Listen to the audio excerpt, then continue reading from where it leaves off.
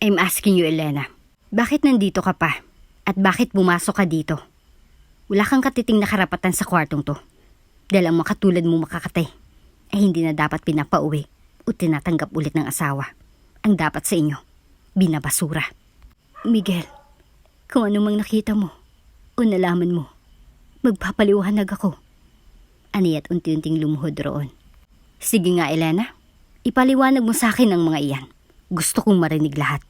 Kung papaanong isang disenteng babae na magmula sa isang disenteng pamilya at pinakasalan ng isang disenteng lalaki ay pumatol sa isang maliligaw na matagal nang may gusto sa kanya. Ngayon ipaliwanag mo sa akin kung bakit magkatigit ang mga labi niyo dyan habang tila sarap na sarap pa kayo sa ginawa niyo. Mga putang ina kayo. And who knows kung saan pa kayo humantong na dalawa. Dahil sabi ni Sandra, nakita niya raw kayong dalawa ng lintik na lalaking yun na magkasabay na lumabas ng kumpanya matapos ninyong maghalikan sa harap ng maraming tao. Ngayon, Elena, ipaliwanag mo sa akin ang lahat. Ipaliwanag mo sa akin. Lahat-lahat. Kung bago ka pa lang sa channel neto, ibang kwento ni Ate Jane, istorya mo, ikwento ko. Huwag kalimutang pindutin ang notification bell at subscribe button. Aray, ang sakit ng ulo ko. Mahinang bulong ni Eileen na halos pahapyaw habang nakangiwi at nakahawak sa noo niya. Pagkaway na pabalikwas siya kaagad ng bangon kasabay ng panlalaki ng kanyang mga mata. Nang makita niyang nakahiga siya sa isang kama ng isang hotel at wala siyang ibang saplot sa katawan, kundi isang puting kumot lang. Isang puting kumot na siyang tanging nagsilbing takip sa kahubaran niya sa mga oras na iyon. Diyos ko, anong nangyari? Ano bang nangyari? Mahina at naiyak na bulong na Elena. Nanginginig din sa sobrang takot ang buong katawan niya. Nanlalamig na din. Nanlalamig na din siya dahil sa sobrang takot dahil sa nakikita niya sa kanyang sarili sa mga sandaling iyon. Pagway tumaas baba ang kanyang dibdib at humigpit ang pagkakahawak niya sa kumot na bumabalot sa kanyang katawan. Habang nakapikit ng mariing at tumutulo ang mga luhang pilit niyang inaalala ang nangyari kagabi sa party na iyon. Pagkaway na palunok siya at nayakap niyang marahan ang kanyang sarili. Dahil kahit anong pilit niyang alalahanin ang lahat ng iyon, wala talaga siyang matandaan kung anong nangyari kagabi. Kung bakit siya humantong sa ganon. Dahil ang huling tanda niya ay nasa party siya ng kumpanya ni Miguel, ang asawa niya, at nag-cheers yung mga kasamahan ni Miguel tapos may nagbigay sa kanya na inumin. Wala kasi si Miguel at libing ng tita niya sa province kaya siyang nag-proxy sa company event. Pagkatapos nun ay di na matanda ni Elena ang nangyari.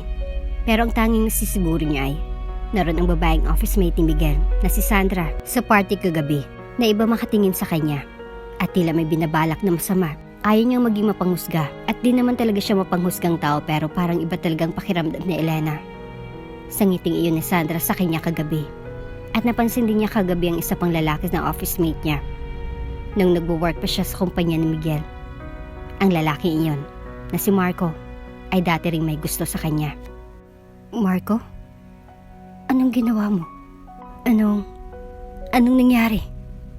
Pahapyaw na bulong uli ni Elena sa kanyang sarili at tila nais maduwal roon dahil sa unti-unting nararamdaman niya na pandidiri sa kanyang sarili sa isiping baka tamang nasa isip niya.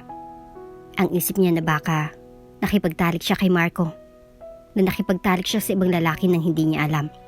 At kahit hindi niya alam ay para sa kanya ay matatawag pa rin na pagtataksil iyon sa relasyon nila ni Miguel. Bilang mag-asawa, napahigpit tuloy lalo ang paghawak niya sa puting kumot roon. Lalong-lalo na kung unti-unti na rin dumaloy sa kanyang balintataw ang mga maliliit na detalye sa totoong nangyari kagabi sa party. Hi, Elena.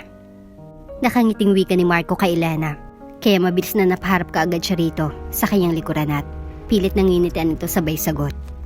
Oh, hello Marco. How are you? I've heard from Miguel na ilang araw ka rin di nakapag-work kasi na-hospital ka raw due to over-fatigue. Naku, huwag kasing mag-workaholic masyado, Marco. Lagi ka pa man rin nag-overtime, sabi ni Miguel. Yan tuloy nangyari. Ngumiti naman si Marco kay Elena. Isang simpleng ngiti lang yon na para bang may gusto itong sabihin sa kanya. Ngunit pinigilan lang nito ang sarili. Pero sa huli ay halatang sinabi pa rin nito iyon. Okay lang naman ako. But yes, I'll take your advice. Siguro na sobrahan talaga ako sa work. But please, take my advice to Elena. Huwag kang masyadong magpa-caring sa akin. dahil mas lalo mo akong pinapahirapan na kalimutan ka ng dahan-dahan. Anito at ngumiti ng mapait sa kanya, habang ang mga mata nito ay sobrang lamlam habang nakatitig ng diretso sa mga mata niya. Napalunok tuloy si Elena dahil doon, at dahil sa sinabi nito. Pagko ay pasimpleng tumingin-tingin siya sa paligid dahil baka bigla na naman silang ma-issue ni Marco at makarating na naman iyon kay Miguel. Hindi naman sa natatakot siya o ano, kasi may tiwala naman si Miguel sa kanya at hindi ito seloso. Ang ikinatatakot niya lang ay baka mapatalsik ng tuluyan si Marco dahil sa kakalapit nito sa kanya kahit anong iwas niya rito. Sabi pa naman ni Miguel sa kanya kanina sa call ay sabi niya lang daw rito kung nilalapit-lapitan ulit siya ni Marco na parang lumampas na ito sa boundary at patatalsikin raw talaga ito ng asawa niya mula sa kumpanya. Kaya natatakot siyang baka mawalan ito ng trabaho. Pero wala eh. Parang di ito natatakot roon. Kasi kahit halatang kanina pa niya ito iniiwasan ay parang di nito binibigyan pansin iyon. Tulad na lang ulit sa mga sandaling iyon. Kaya bumuntong hininga na lamang ng malalim si Elena bago nagsalita. Marco, halata naman siguro na iniiwasan kita. Kasi ayoko ma-issue ulit tayo at ayoko ma-kick out ka ng asawa ko sa serbisyo. Okay lang naman nalapitan mo ako at magkausap tayo casually because I can be professional when it comes to that. But when it comes to this, na binubrought up mo na naman ang hindi dapat bangkitin sa pagitan natin. That's below the belt already. So please umalis ka na sa harapan ko before I call Miguel. Pananakot ni Elena kay Marco. Kaya agad itong napasabi ng No, wait. Okay, aalis na ako. But please take this. Kasi kaya lang naman ako lumapit sa'yo ngayon para ibigay to sa'yo. Peace offering ko na rin to dahil sa pangungulit ko sa'yo. So please take this. And I promise that I won't be seeing me again after this. Di na kita lalapitan ulit pa. I promise. Wika ni Marco at marahang inabot sa kayang hawak na wine glass na may laman na expensive wine. At sa kagustuhang gawin na nga nito ang ipinangako nito sa kanya ay pabuntong hiningang kinuha na nga ni Elena nang marahan ang wine glass sa kamay nito at atubiling nagsalita ulit. Okay, you can leave now, please Marco. Marahan naman itong tumangutango roon, saka nagsalita. Okay, I'll do that. But let's seal our agreement with the toast first. Wika nito at inilapit sa kanyang isa pang wine na hawak nito bago siya nginitian. Kaya pabuntong hininga ulit na sinunod na lang niya ito para matapos ng tuluyan ang pangungulit nito sa kanya. Okay, fine.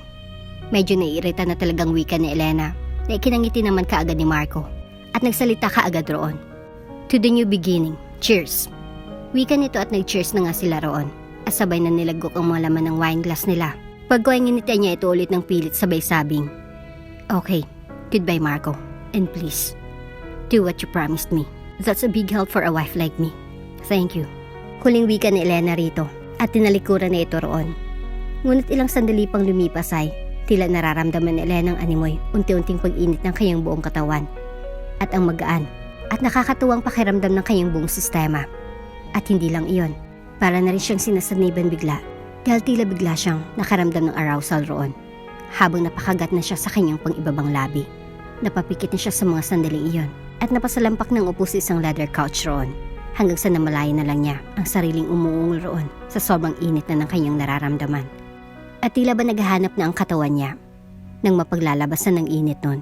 At dahil doon ay naisip niya kaagad si Miguel pagkuhay na pangiti habang napapapikit. Miguel, honey, I want you. I want you now. Mahinang bulong ni Elena habang nakapikit at napakagat labi roon sa kapilit na pinipigilan ng sariling hubarin ang suot niyang gown sa gabing iyon. Elena, are you okay? Agad siyang napamulat ng mga mata nang marinig niyang boses na iyon ni Marco. Kaya malamlam ang mamatang tiningnan niya ito at nagsalita. Marco, I want my husband. I want my husband now. Dalhin mo ako sa kanya. Wala na sa sariling bigkas na Elena sa mga sandaling iyon. At nang hindi ito magsalita roon at nanatili lang na nakatitig sa magandang mukha niya habang tila napapalunok ng sunod-sunod roon. Marco, ano ba? Sabi ko, I want my husband now. At dalhin mo ko sa... Ngunit hindi na naituloy ni Elena ang nais niyang sabihin dahil bigla na lang niyang naramdaman ang mga init at malambot ng mga labi ni Marco na lumapit sa kanyang mga labi. Noong unay, nagulat siya kaya gusto niya itong sampalin ng malakas roon at pagsusuntukin ang dibdib nito roon dahil sa kapanghasan nito Ngunit nang iminulat niya ang kanyang mga matay, mabilis siyang natigilan dahil ang mukha ni Miguel ang nakikita niya at hindi kay Marco. Honey, you're here. Naiiyak na wika ni Elena at mabilis na iniyapos ang kanyang mga braso sa leeg nito at tinugon ng mainit, malalim at punong-puno ng pananabik ng mga halik nito roon. Napahinga ng malalim si Elena dahil hanggang doon lang ang naalala niya, hanggang doon lang sa eksenang iyon. Pagway na paiyak na siya roon at hanggang sa pag-iyak niyang yon ay naging unti-unting mihinang hagulhol na. Isang mihinang hagulhol na habang naiisip niya ang posibleng may nangyari sa kanila ni Marco ay parang paulit-ulit na sinasaksak ng kung anong matatalim na bagay ang kasulok-sulukang bahagi ng kanyang puso dahil sa kanyang naisip. Miguel, I'm sorry. I'm so sorry. I didn't mean it. I didn't mean for this to happen. And I don't know what really happened. I really don't know. Impit na hagulo ni Elena at umiyak na niyakap ang mga tuhod niya roon. Ilang sandali din siya sa ganong ayos hanggang sa bigla siyang natigilan at marahan niya nang itinaas ang kanyang mukha nang marinig ang pagtunog ng phone niya.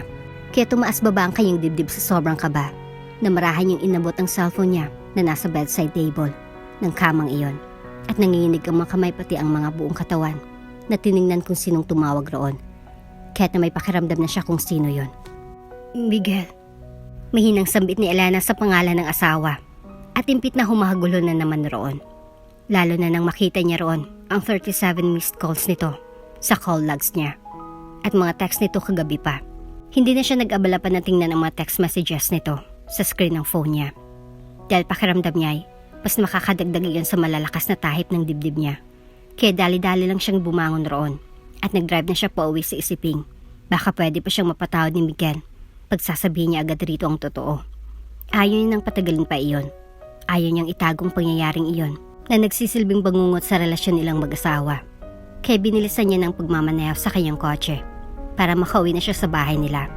At pagkarating niya sa mansyon ay agad siyang sinalubong ng tila nag-aalalang maid nila na si Marian. Ma'am Elena, magandang umaga po.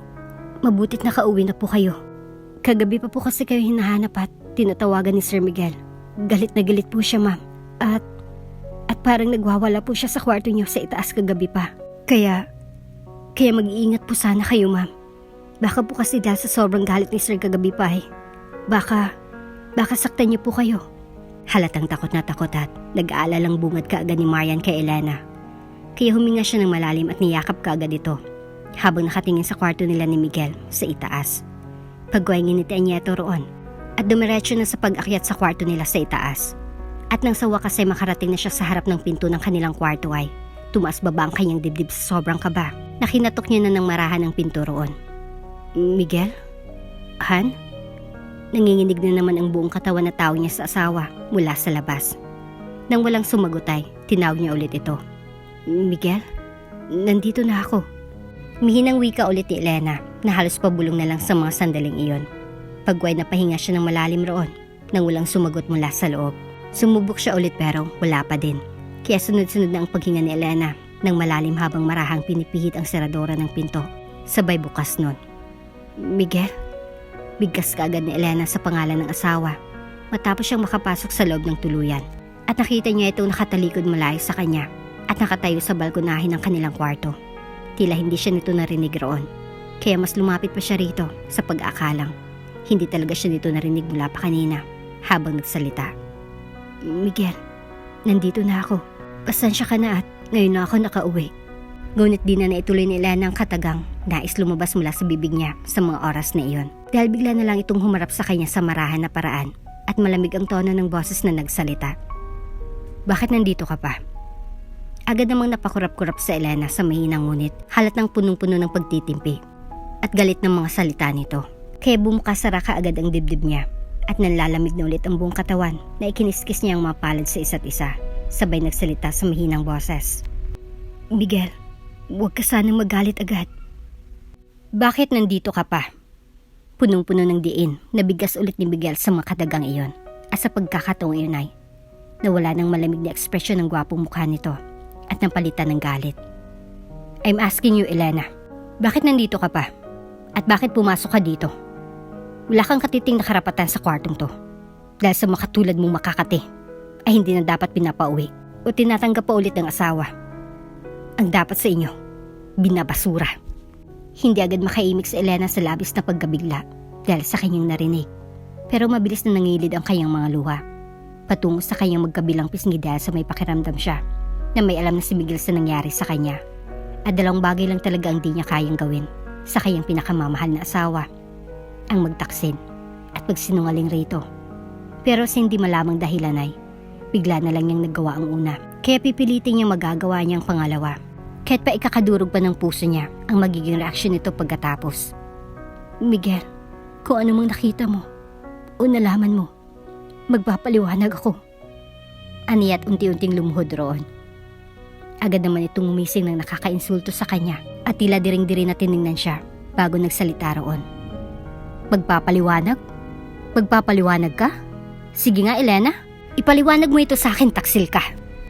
Buliw ni Miguel sa kanya na halatang nagpupuyo sa galit habang nanginginig pa ang buong katawan nito. Sabay sa hawak-hawak nitong mga litrato roon. Dahilan upang magsihulog ang iba sa harapan niya na siyang nagpalaki sa kanyang mga mata. Sige nga, Elena. Ipaliwanag mo sa akin ang mga iyan. Gusto kong marinig lahat. Kung paano ang isang disenteng babae na nagmula sa isang disenteng pamilya at pinakasalan ng isang disenteng lalaki ay pumatol sa isang manliligaw na matagal nang may gusto sa kanya. Ngayon, ipaliwanag mo sa akin kung bakit magkadikit ang mga labi niyo dyan habang tila sarap na sarap kayo sa ginawa niyo. Mga putang ina kayo. And who knows kung saan pa kayo humantong na dalawa. Dahil sabi ni Sandra, nakita niya raw kayong dalawa na lintik na lalaking yon na magkasabay na lumabas ng kumpanya patapos yung maghalikan sa harap ng maraming tao. Ngayon, Elena, ipaliwanag mo sa akin ang lahat. Ipaliwanag mo sa akin. Lahat-lahat. Makikita ang matinding sakit at pait na nararamdaman ni Miguel sa oras na iyon. Habang sinasabi ng mga salitang iyon sa kanya, ramdam na ramdam niya ang milyon-milyong sakit na nararamdaman nito sa mga oras na iyon. Habang nakatingin sa kanya, dahil ang mga mata nito ay, bukod sa nasasaktan ay, may mga buti na luha pang dahan-dahang sumusungaw mula roon. Kaya na may mabilis na napahikbi si Elena sa mga sandaling iyon. At pilit pinatatag ang kalooban na nagsalita. Totoong nasa picture, naghalikan na kami. At nagising lang ako sa isang hotel room kanina na nahubot-hubad. Pero Miguel, ngunit hindi natapos pang nais ipaliwanag ni Elena sa asawa. Dahil sa sinabi niyang iyon ay, mabilis na sinuntok ni Miguel ang pader ng sobrang lakas at sumigaw roon. Bullshit! Just fucking bullshit! Kaya na may mabilis na tumayo si Elena at nag-alinlangang lapitan ito roon habang humagulo na nagsalita. Miguel, please, patapusin mo muna ako, please. Hindi ko talaga alam ang nangyari. Hindi ko talaga alam. Please, maniwala ka. Please, please, maniwala ka. Hagulol niya ulit. Mabilis niya itong nilapitan at niyakap ng buong higpit. Huwag mo akong yakapin. Let go of me. You filthy whore. Mababa ngunit may di inawi ka ni Miguel kay Elena. Kaya mas lalo siyang napaiyak roon at mas sinigpitan pang pagkakayakap niya rito bago muling humagulo roon at nagsalita. No, please, Han, please. Huwag mo akong tawagin ng ganyan. Dahil hindi ako ganyan, Han. Please, maniwala ka.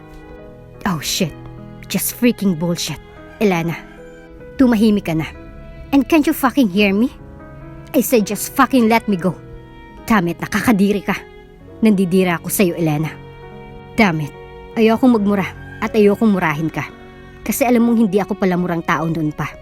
But after these things you did to me, I don't think I'm not capable to cast at your face over and over again, Elena. At karapatan kong gawin yun para sa isang asawang maluloko na kagaya mo. At anong hindi ka ganyan, ha? Anong hindi ka ganyan? Bullshit, ganyan na ganyan ka na ngayon. Ayun ang mga pruweba. And worst, inamin mo na mismo sa akin ang kalandian mo.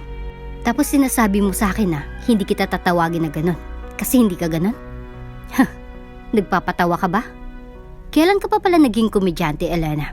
Sa pagkakaalam ko kasi, isa kang mahinhin at formal na babae. Kaya nga kita pinakasalan eh.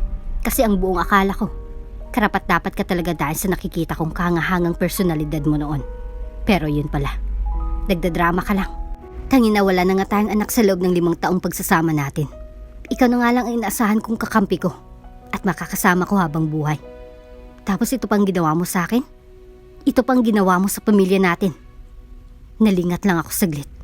Pumatol ka na sa iba. At sa isang empleyado ko pa. Can you imagine the pain and the shame you caused me? Ni hindi mo lang inisip ang iisipin ng mga tao. Hindi mo yun inisip.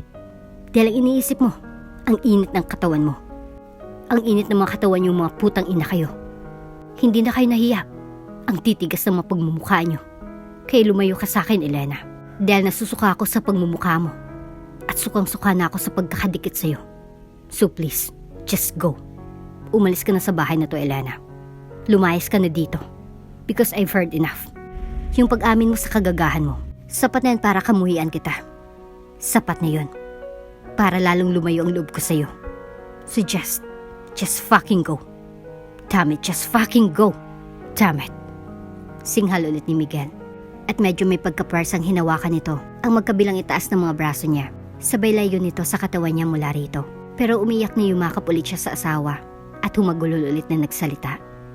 Miguel, please, maniwala ka sa akin. Hindi ko talaga alam kung anong nangyari. Believe me, iniwasan ko siya kagabi. Kagaya ng lagi kong ginagawa. Believe me, Han, ginawa ko yun.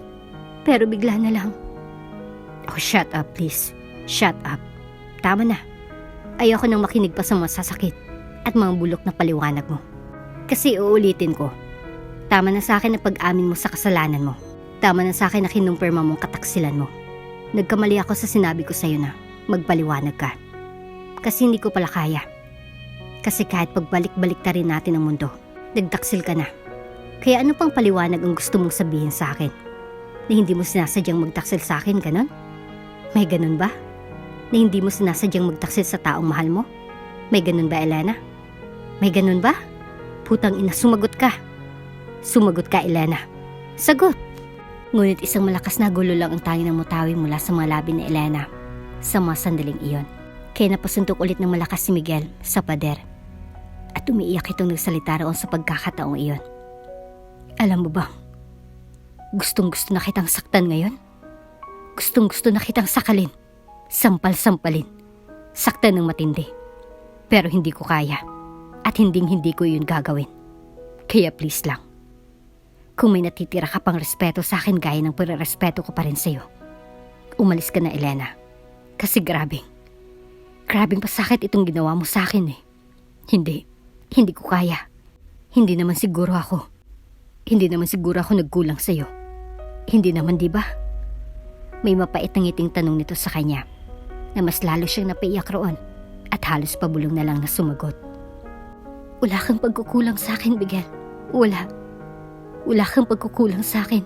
So, I'm really sorry. I really am. Humihikbing-wikan ni Elena sa asawa na agad nitong sinagot ng, Umalis ka na. Umalis ka na, Elena. At huwag ka nang babalik pa ulit dito. Dahil kinamuhian na kita. Kinamuhian na kita ng sobra-sobra. Kaya umalis ka na. Now let me go.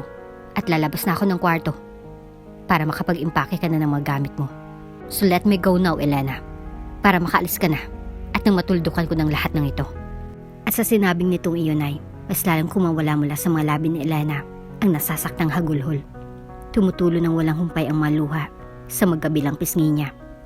Nadudurog ng paulit-ulit ang puso niya. At habang nangyayari yun ay, unti-unti na rin siyang kumuwala mula sa pagkakayakap niya rito. Namutawi mula sa mga labi niya. Ang mga huling salitang alam niyang ayaw na nitong marinig mula sa kanya. Pero gusto pa rin niyang marinig at malaman nito na kahit sa huli man lang na pagkakataon. Hindi na kailangan, Miguel. Kasi lahat naman ng masasabi kong mga gamit ko ay naipamigay ko na noon pa. At mga gamit kong yan ngayon ay sa'yo na nanggaling. Sa pera mo nanggaling. Kaya wala akong karapatang dalhin ang mga yan sa pag-alis ko. Pero Miguel, bago ako umalis, gusto kong sabihin sa'yo na mahal kita. Na ikaw lang. At kahit ayaw mo ng paniwalaan yan, ay matatanggap ko pa rin naman yun. Dahil nagkasala ako sa'yo. Mahirap ipaliwanag ang sitwasyon. Mahirap. Pero kahit kailan, hindi ako nahirapan. At hindi ako mahirapang sabihin sa'yo na mahal kita. Ikaw lang nag-iisang lalaki sa puso ko, sa buong sistema ko. Kasi mahal kita. Isang malaking pagsubok to sa akin. Pero kaya kong lampasan to. At sana, kaya mo ring lampasan to. Patawarin mo ako, Miguel. Alam kong hindi sapat ang paghingi ko sa'yo ng tawad ngayon. Alam kong hindi may ibsan ng mga salitang iyon ang pasakit na pinaramdam ko sa'yo. Pero ganun pa man, manghihingi pa rin ako ng tawad sa'yo. Kaya uulitin ko. Patawad, Miguel. Patawarin mo ako. At sana, dumating ang araw na mapatawad mo na ako, Miguel. Kahit matatagalan pa.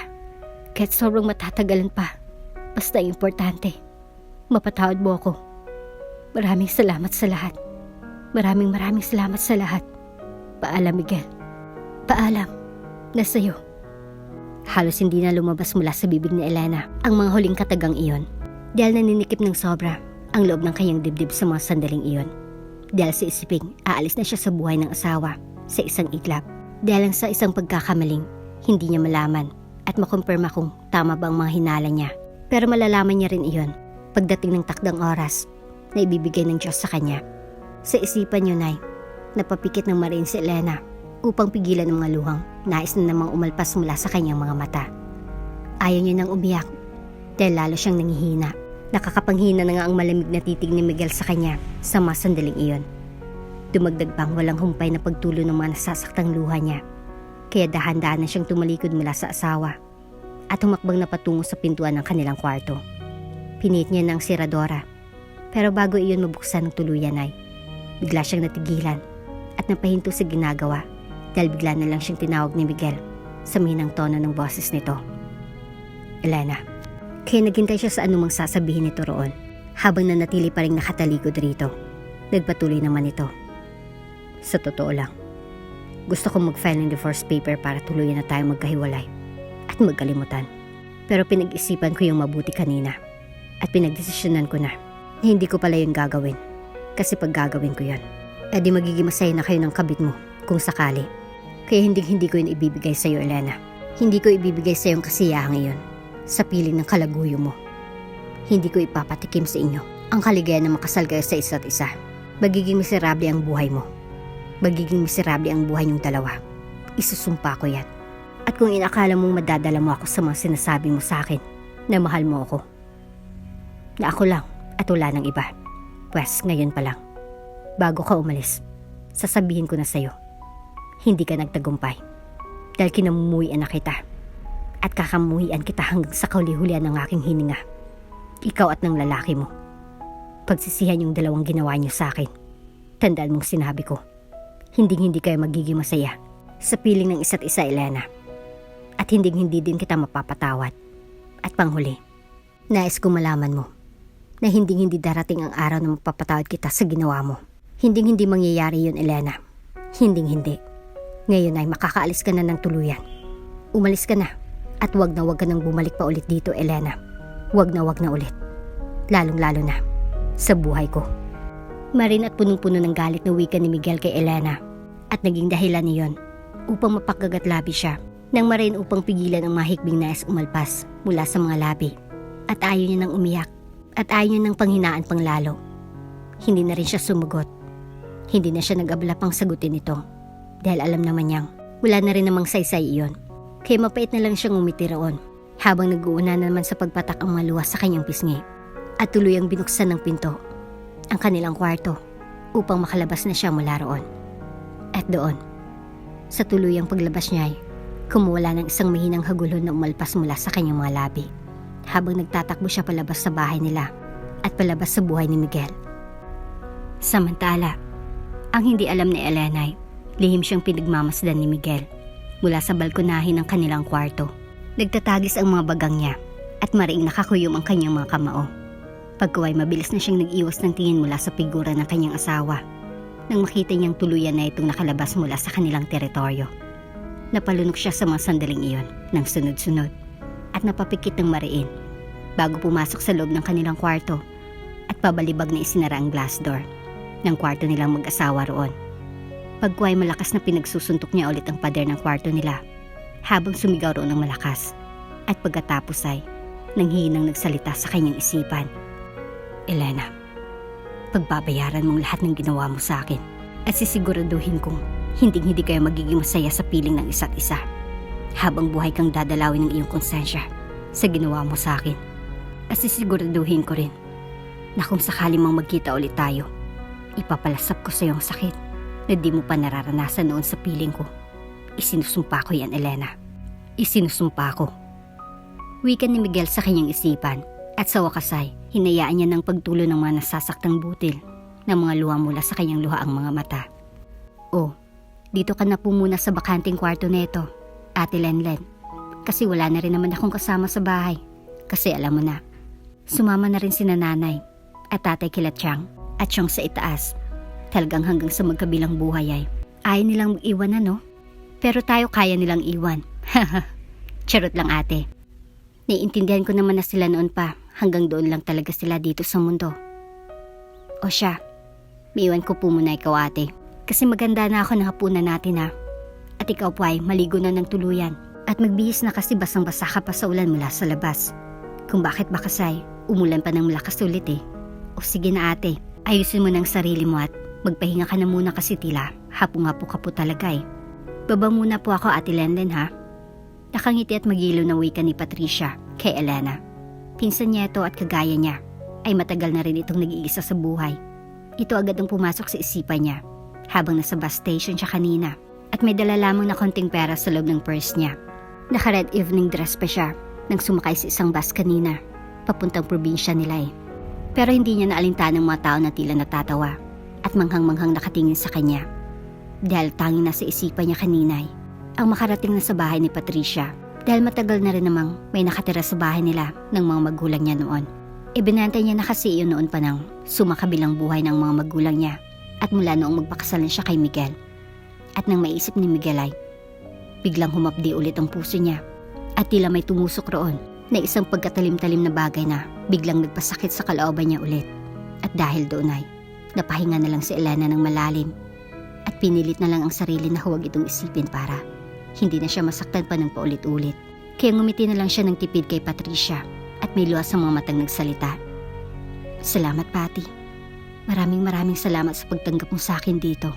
Tatanawin kong isang napakalaking utang na loob itong ginawa mong pagtanggap sa akin habang buhay. Humihikbing wika ni Elena na naging dahilan upang mapaiyak na rin si Patricia roon sabay wika. Nako, ito talaga si ate. Nakakainis. Alam mo namang hindi ako madramang tao pero napapadrama na rin tuloy ako dito. Umiiyak na wika nito at hinawakan ng magkabilang kamay niya saka nagsalita. Ate Lenlen, alam mo naman na kay buti mong tao kasi mula noon hanggang ngayon hindi mo ako kinalimutan. Pinapadalhan mo pa rin ako ng pera sa tuwing may pera ka kahit di ako nanghihingi. Lagi mo rin akong kinukumusta.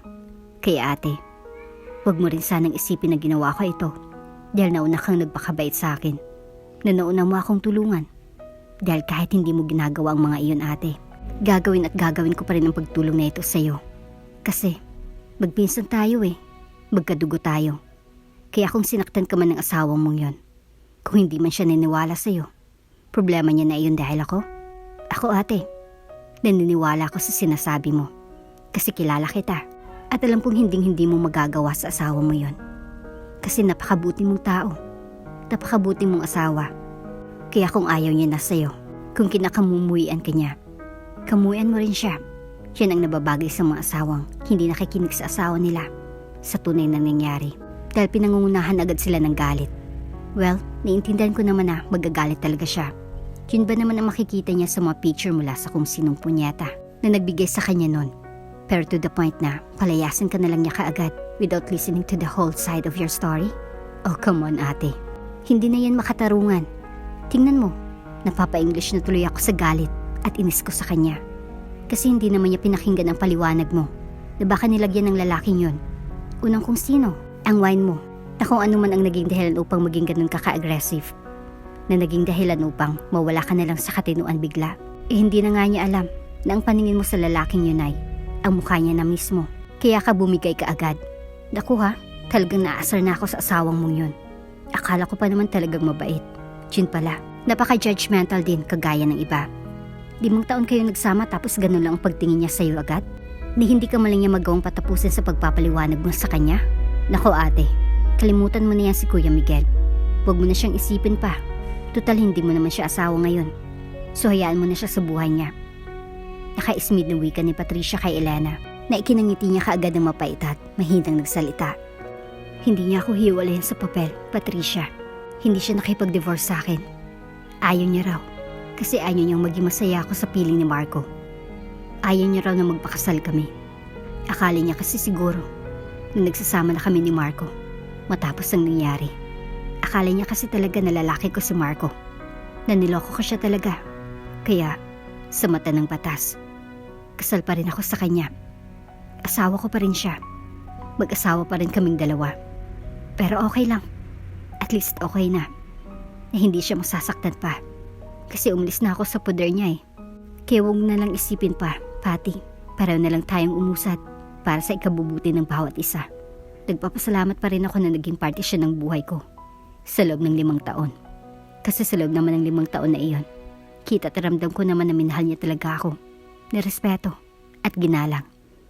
Sadyang dumarating lang talaga ang punto sa buhay ng mga mag-asawa ang ganito. Mga pagsubok na kung di malampasan ay mapupunta talaga sa ganito. Kaya wala akong ibang gagawin upang tanggapin na lang ang pangyayaring ito sa buhay ko. Wala eh, nangyari na. Kaya babangon na lang ako ulit at lalaban sa buhay. Total nandito naman ang pinakamamahal kong pinsan at nag-iisang naniwala sa akin. At sapat na sa akin yun. Sapat na sa akin yun. Humahagulhol na wika ni Elena sa garalgal na tono ng kanyang boses. Kaya mabilis na niyakap siya nito ng mahigpit. At halatang nagpapakatatag na nagsalita. Oo naman ate, nandito lang ako para sa'yo. Love na love kaya kita. Kaya kahit anong mangyari, hindi po kita iiwan. At hindi po kita pababayaan ate. Hindi po. Pangako ko ba yan sa'yo?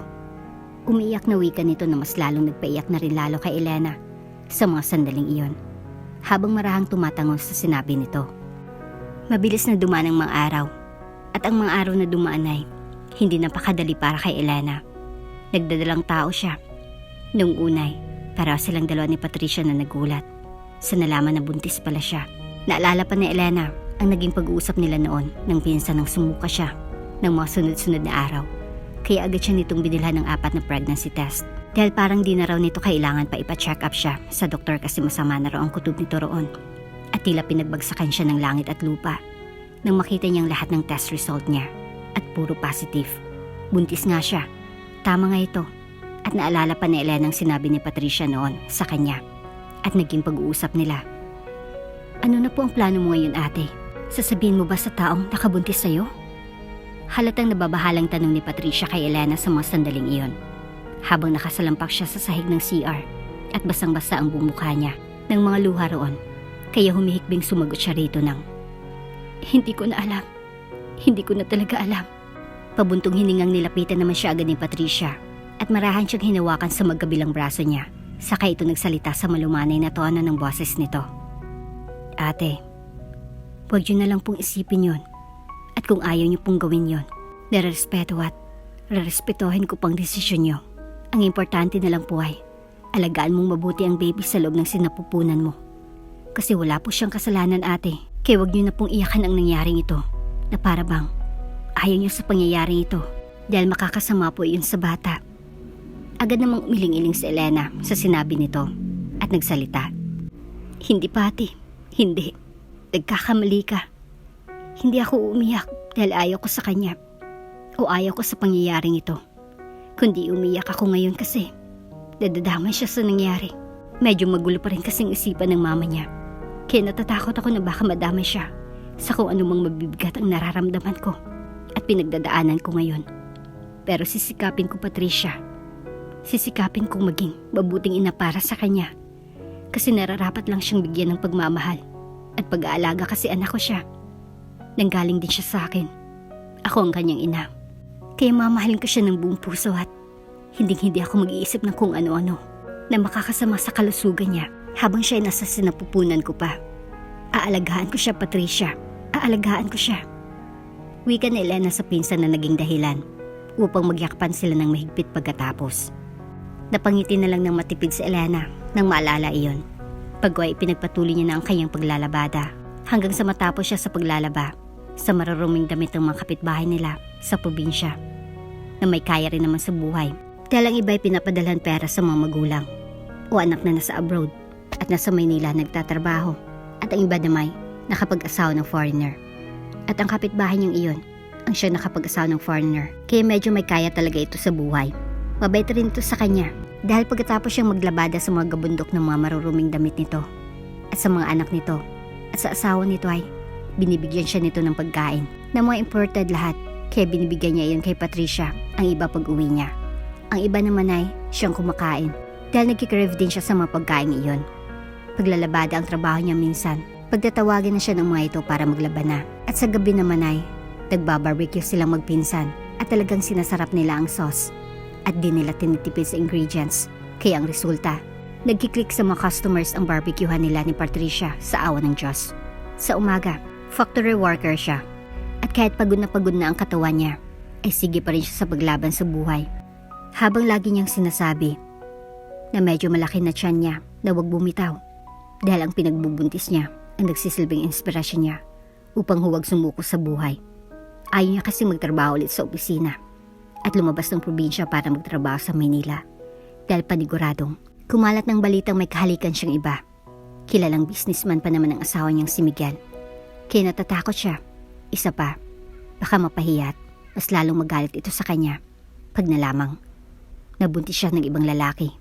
Baka hindi na talaga siya nito mapapatawad kahit kailan at ayaw niyang madamay ang anak niya roon. Kaya't hanggat maaari ay iwas muna siya sa posibleng mangyari. Naalala pa nga niyang naging pag-usap nila ni Patricia minsan.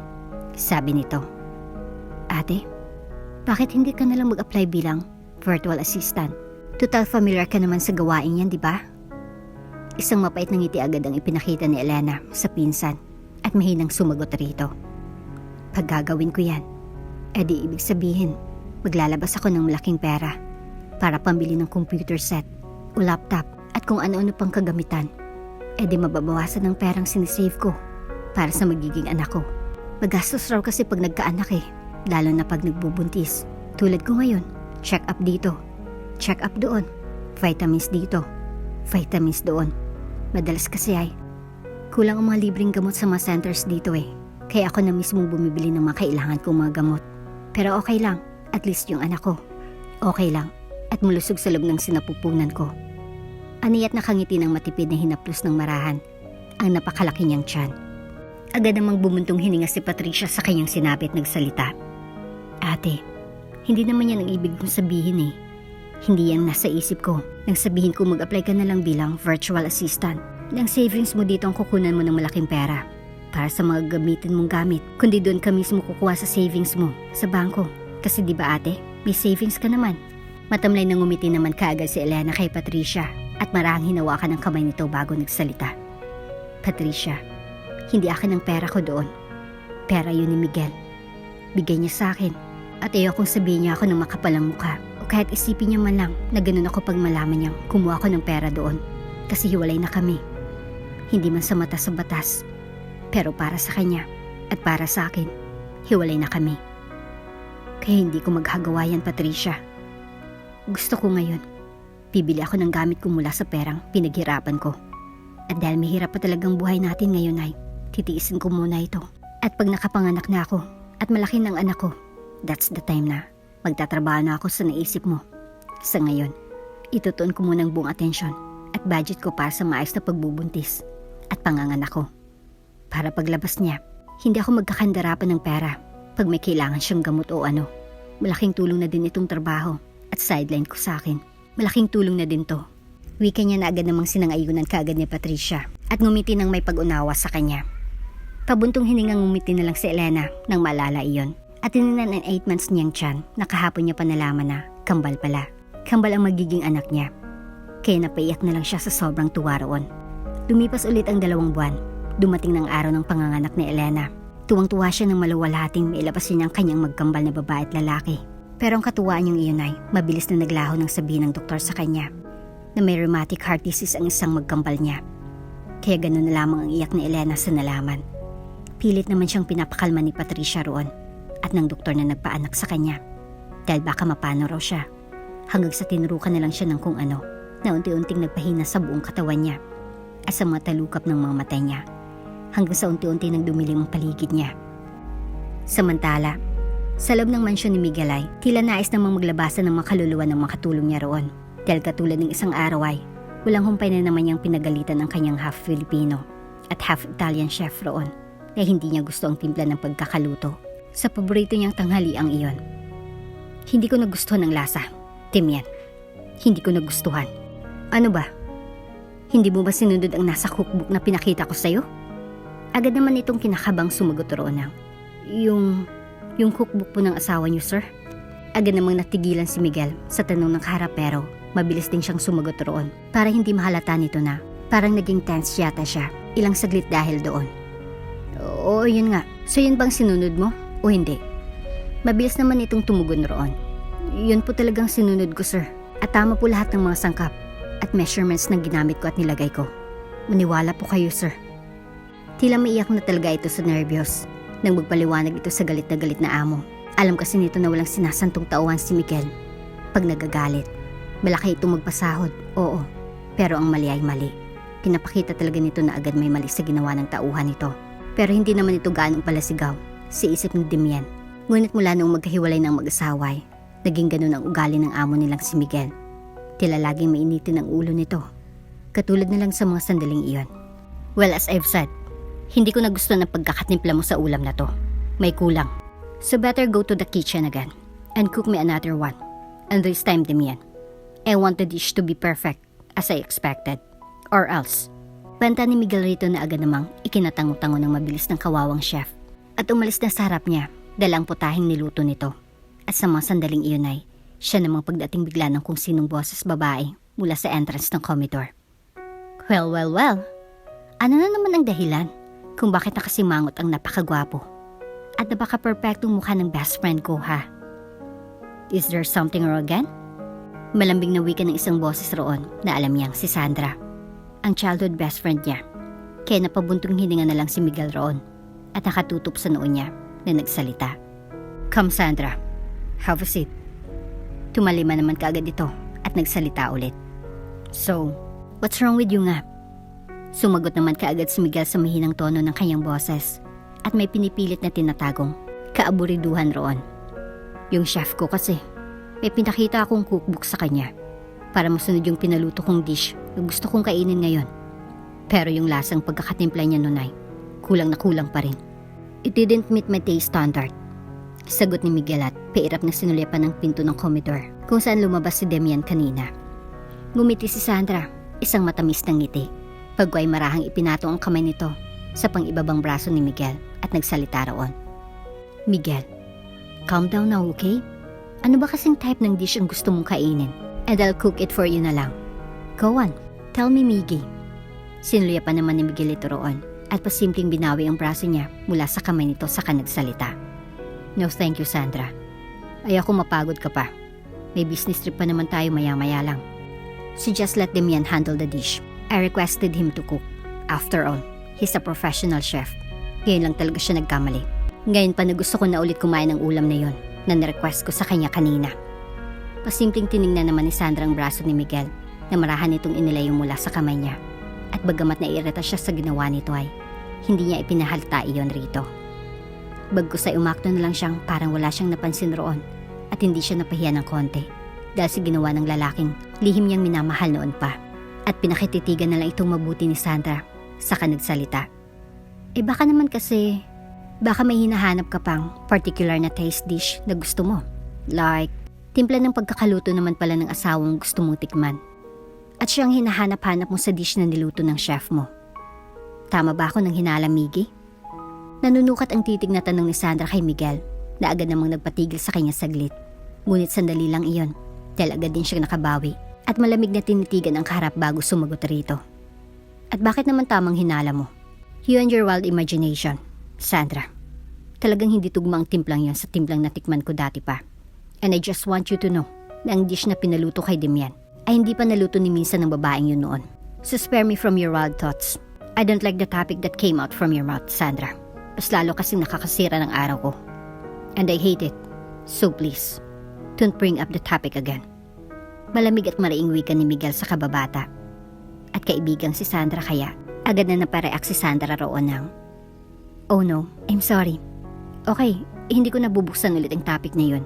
I'm sorry, hindi na. Okay? Pakiusap at paglalambing ni Sandra sa kanya Kaya bumuntong hininga na lang siya roon at sumagot. I'm sorry too. I overreacted. It's just that ayoko na talagang pag-usapan ng babaeng yon. After all, it's been a year. So let's just leave it that way. Nakangiting-ngumiti naman kaagad si Sandra sa sinabi ni Miguel at malambing na tinapik-tapik ng marahan ang braso niya habang nagsasalita. I understand, Miguel. I completely understand. Anito at lihim na ngumiti ng makahulugan roon. Sa kabilang banday, may mapait na ngiti sa mga labi at malamlam ang mga matang nakatitig si Elena sa mga pinakamamahal niyang kambal sa mga sandaling iyon. Pagway na pahinga siya ng malalim at masuyong hinalikan ang mga anak sa noo ng mga ito. Natutulog ang mga anghel niya, mahimbing na mahimbing. Pagway may mga luha sa mga matang, ngumiti siya ng mapait habang nakatitig sa magkampal niya, nakamukhang kamukha niya. Pagkatapos ay tumagal ang titig niya sa isa niyang anak roon at marahang hinawakan ng maliit at malambot na kamay nito. Pagway nagsalita ng mahina. Riley, anak, lumaban ka lang ha. Kasi lalaban at lalaban din si Mama.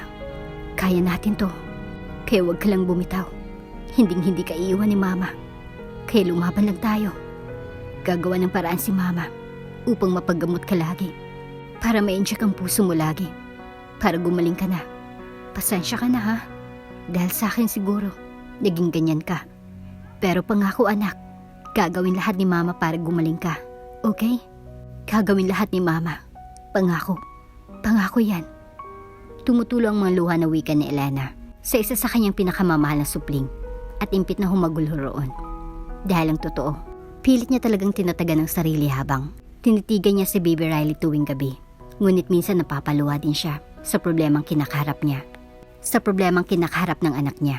Dahil ang totoo, kinakabahan siya lagi kasi hindi niya alam kung saan kukuha ng malaking pera para sa injection ng anak niya. Kailangan kasi nito ng injection every 21 days para hindi mamaga ang puso nito, isang bagay na hindi afford ni Elena sa klase ng trabaho niya. Kaya minsan napapaisip siya kung makakabalik lang sana siya sa trabaho niya sa opisina. Malaki-laki na ulit sanang sasahurin niya. Magiging malaking tulong iyon sa maintenance ng anak niyang si Riley. Kaya naisip niya, mag-a-apply siya ulit ng trabaho sa Maynila. Iyon ang mga naisip niya sa nakalipas na ilang buwan. Mula nung maipanganak niya ang kanyang magkambal, napabuntong hininga tuloy si Elena ng malalim sa naisip. At ginawa niya nga ang napagplanuhan. Lumuwas siya sa Maynila at nag-apply sa mga trabahong pang-opisina roon. Pero ni Isay, walang tumanggap sa kanya, kaya labi siyang nagtataka talaga roon. Maayos naman kasi ang pagkakasagot niya sa mga interview kaya nagtataka talaga siya ng lubos. Gayon pa man ay wala pa rin magagawa sa Elena tungkol sa bagay na yon. O ate, kumusta ang pag-apply mo sa Maynila? Ginabi ka yata sa pag-uwi. Pero huwag kang mag-alala, napadede ko ng mga cute na mga pamangkin ko na mana sa akin na hindi iyakin.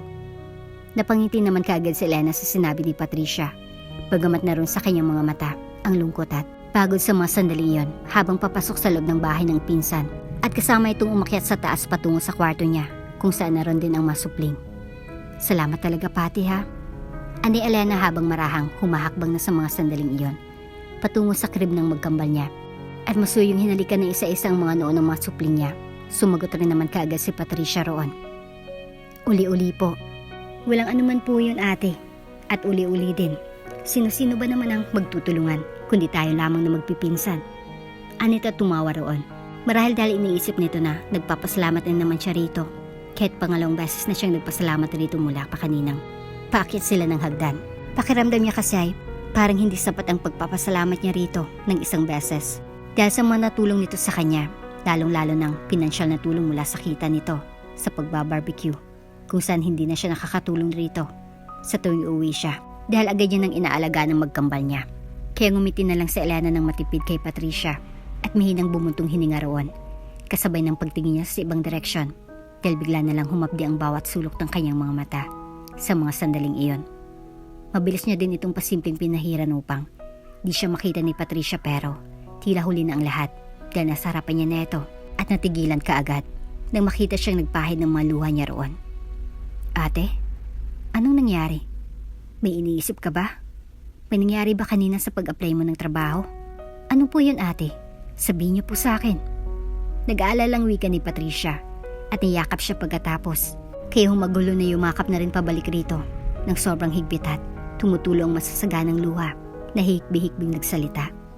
Pati, wala na isa sa mga inaplayan kong trabahong pang-opisinang tumanggap sa akin at hindi ko alam kung bakit. At isa-isa lang sinasabi nila na di raw ako qualified. Pero noon naman, qualified ako lagi sa mga pinapasukan kong pang-opisinang trabaho.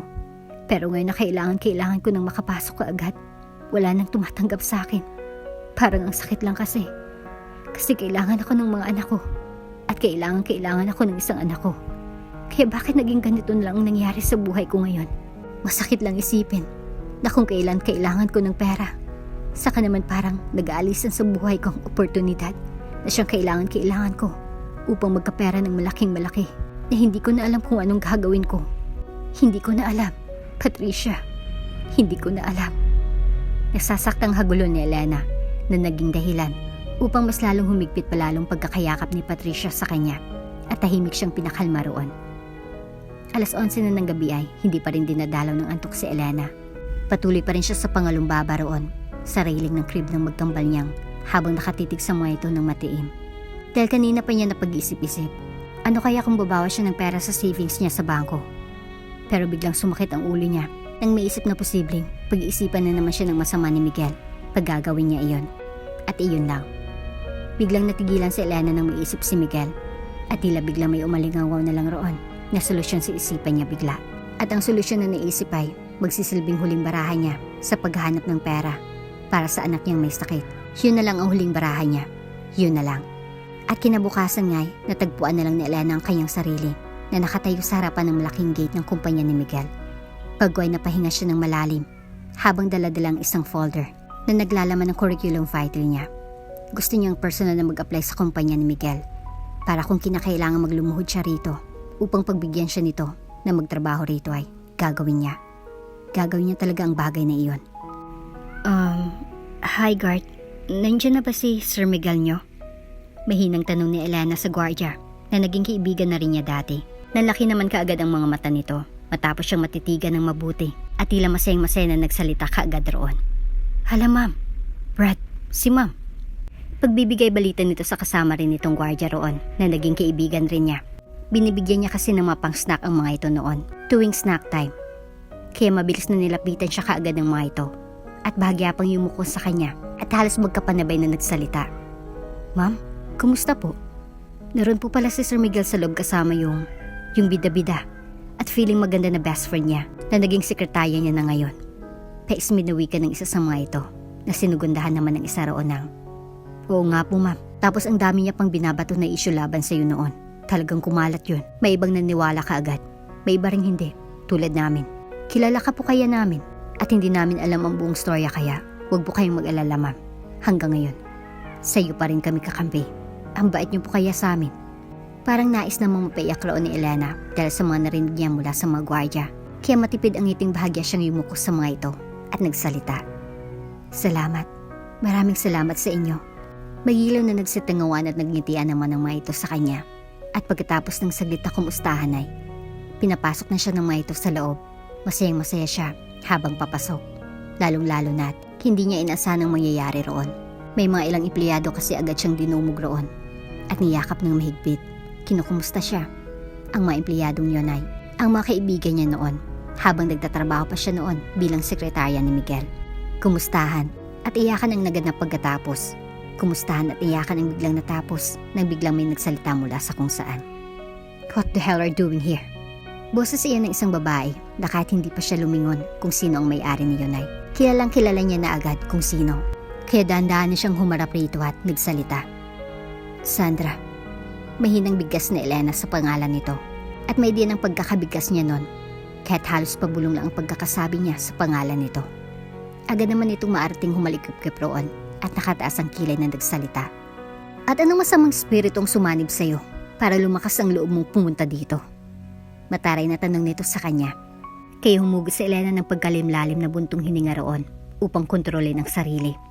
Si isip niya, wala siyang karapatang magalit rito. Pero ang kalooban niya ay nagsusumigaw ng kabaliktaran roon. Pero ganun pa man ay, nagawa pa rin niyang yumuko rito ng bahagya at nagsalita. Nandito ako para mag-apply ulit sa trabaho dito kung pwede lang sana. Nahiyang sagot ni Elena kay Sandra. At bigla na lang siyang napayuko roon at nanliis sa sarili nang bigla itong tumawa ng nakakainsulto sa kanya na tila umalingaw sa buong kumpanya ni Miguel na naging dahilan upang magkaroon ng bulong-bulungan roon. Pagway nagsalita na ito matapos siyang suyurin ng isang mapangutyang tingin mula ulo hanggang paa. Oh my God, I can't believe it. I literally can't believe na ang isang makati at malulokong na asawa na kagaya mo ay nagawa pang pumunta sa teritoryo ni Miguel upang mag-apply ulit dito ng trabaho? Bakit? Namumulubi ka na ba, girl? Karma is eating you whole na ba? Hindi mo na ba kinaya ang karmang bumalot sa buong pagkatao mo ngayon dahil sa panlulokong ginawa mo kay Miguel? Oh well, hindi naman nakakapagtakang kinarma ka na nga ngayon. Because look at you. Ang layo mo na sa sophisticadang si Elena noon. Dahil ngayon, mukha ka ng katulong. She looks so pale. Ang dry na ng balat mo. At kahit mag-makeup ka pa dyan ng todo-todo, hindi mo pa rin matatago na dry na rin talagang mukha mo. Gosh, ganyan palang itsura ng mga taong kinakarma. Dahil sa kalandian, no? May asawa na nga, pumapatol pa sa iba. Look how makati you are. And what makes you think na tatanggapin ka niya dito? Do you really think na tatanggapin ka niya kahit magmakaawa ka? Ikaw? Na isang manlilin lang? Ikaw? Na isang makating higat na nalingat lang saglit si Miguel sa iyo ay nagawa mo ng kumerengking sa iba? Aba, bilib din ako sa kakapalan ng mukha mo ah. Ano ba yung mukha mo? Bakal? Kasi ang tigas eh. Di tinatabla ng hiya. Imbis na manahimik na lang habang buhay, heto ka't nagawa mo pang tumuntong sa kumpanya ni Miguel upang mag-apply. Well, if I know, hindi talaga yan ang gusto mong mangyari. Dahil ang gusto mo talagang mangyari ay ang matanggap ka ulit ni Miguel sa buhay niya. Malandi kang babae ka. Malakas na singhal ni Sandra sa kanya, kasabay ng pag-igtis ng isang palad nito upang sampalin siya. Ngunit hindi na nito na ituloy yun dahil biglang, Sandra, that's enough. Wika ng isang malalim at baritonong boses na iyon na nagmumula sa kung saan. Kaya dahan-dahan nang napahigpit ng malalim na hininga si Sandra nang sa wakas ay bumungad sa kanyang mga mata ang may-ari ng boses na iyon. Miguel, iyon lang nag-iisang katagang namutahay mula sa mga labi ni Elena habang nakatutok ng matiim sa kanyang mga mata. Sa napakagwapong mukha ng kanyang asawa na nooy, tila malamig pa sa yelo ang ekspresyon ng buong mukha nito sa kanya na sinlabig ng mga titik na ibinibigay nito sa kanya sa mga oras na iyon. Pagkaway halos pabulong na nagsalita na ito roon. What are you doing here? And what brought you here? Napaluno ka agad si Elena sa malamig na tanong at malamig na titig ni Miguel sa kanya sa mga sandaling iyon. Pagwais pa simpleng pinuno niya na ng hangin ang kanyang dibdib saka nagsalita. Nandito ako para mag-apply ulit dito ng trabaho. Inaasahan na Elena ang pagtaas ng kilay ni Miguel sa kanya matapos siyang sabihin ang linyang iyon. Ganun kasi talaga ito pag may hindi nagugustuhang salita o mga salita sinong mang kausap nito. Minsan pa nga ay nangiinsulto agad ito eh. At sa pagkakataong iyon ay hindi siya nakaligtas pang insultong tingin nito sa kanya. Pero at least, tingin lang. Hindi nito isiniwalat ang nasa isipan nito sa mga sandaling iyon. Pinakatitigan siya nitong mabuti. Pagkuhay sa seryosong tono ng boses ay nagsalita ito. Naparito ka para mag-apply ng trabaho. Patango-tango ng marahang wika ni Miguel kay Elena na naging dahilan upang mapayuko siya ng dahan-dahan dahil sa labis na pagkapahiyang kanyang nararamdaman. Habang tinitingnan siya nito na para bang sinasabi ng matitig nito sa kanya na napakakapal naman talaga ng pagmumukha niya para mag-apply ulit sa kumpanya nito. Napapikit siya ng mariin pagkatapos at sa totoo lang, inihanda niya na ang kanyang mga tenga sa mga insulto nito sa kanya, sa mga singhal nito at pagmumura. Pero ilang sandali lang ang lumipas ay hindi yun nangyari. Bagkus ay narinig niya ang mahinang sinabi nito. Okay then, kung trabaho talagang gusto mo, then I guess I'll just give you a chance. So follow me to my office now for a brief interview. Anito't nakapangulsan ng tumalikod sa kanya at nagsimula ng humakbang patungo sa opisina nito roon. Napahinga naman si Elena dahil sa sinabi ni Miguel. At kahit sini-cheer up siya ng mga kaibigan niya, natuwang-tuwa sa naging tugon ni Miguel sa kanya, hindi pa rin niya naramdaman na dapat siyang matuwa at magsaya sa mga sandaling iyon. Dahil kitang-kita ng dalawang mata niya kanina, ang tila makahulugang ngiti nito nang mag-side view na ito habang naglalakad paalis. O baka naman namamalikmata lang siya kanina. Napahinga na lang tuloy si Elena roon at nanlalambot ang mga tuhod. Nasinundan ng tingin ng papalayong si Miguel habang si Sandra naman ay tila hindi pa rin makapaniwalang nakanganga doon at tila hindi magawang magsalita sa mga sandaling iyon. Kaya nais tuloy niyang mapatampal sa kanyang noo nang makita niya kung paano ito natatawang nilapitan ng mga kaibigan niya. At natatawa pang nagsalita ang isa sa mga ito. Sandra, siguro ito ng tamang oras para sabihin ko sa'yo ang favorite line ko sa movie na Talk Back and You're Dead. Kung saan naiwan si Yasi Pressman na nakatayo sa isang tabi at nakanganga lang doon. Dahil iniwan siya ni James Reid at Nadine Lostre. At ang mga kaibigan din ni Nadine na naiwan doon na super happy sa pagsundo ni James kay Nadine ay nilapitan siya at sinabi ang dalawang mapang-asar ng mga salitang to. Pagkasabi nito, nanay, hinawakan nitong dibdib at mapang-asar ang tonong nagsalita ng araw ng, ay, naiwan? Iyon lang at tatawa-tawang iniwan ng mga ito. Ang namumulat, galit na si Sandra na pinagsisigaw-sigawan ng mga kaibigan niya sa office noon. Hindi na pala niya makontak ang mga ito at di na rin siya makontak ng mga ito mula nung maghiwalay sila ng landas ni Miguel. Dahil habang nakasakay siya sa bus noon ay tinapon niya na ang kanyang cellphone sa bintana ng bus. At sigurong badudurog talaga yun bago inalis ang tingin niya mula roon. Napabuntong hininga na lang si Elena sa alaala niyang iyon.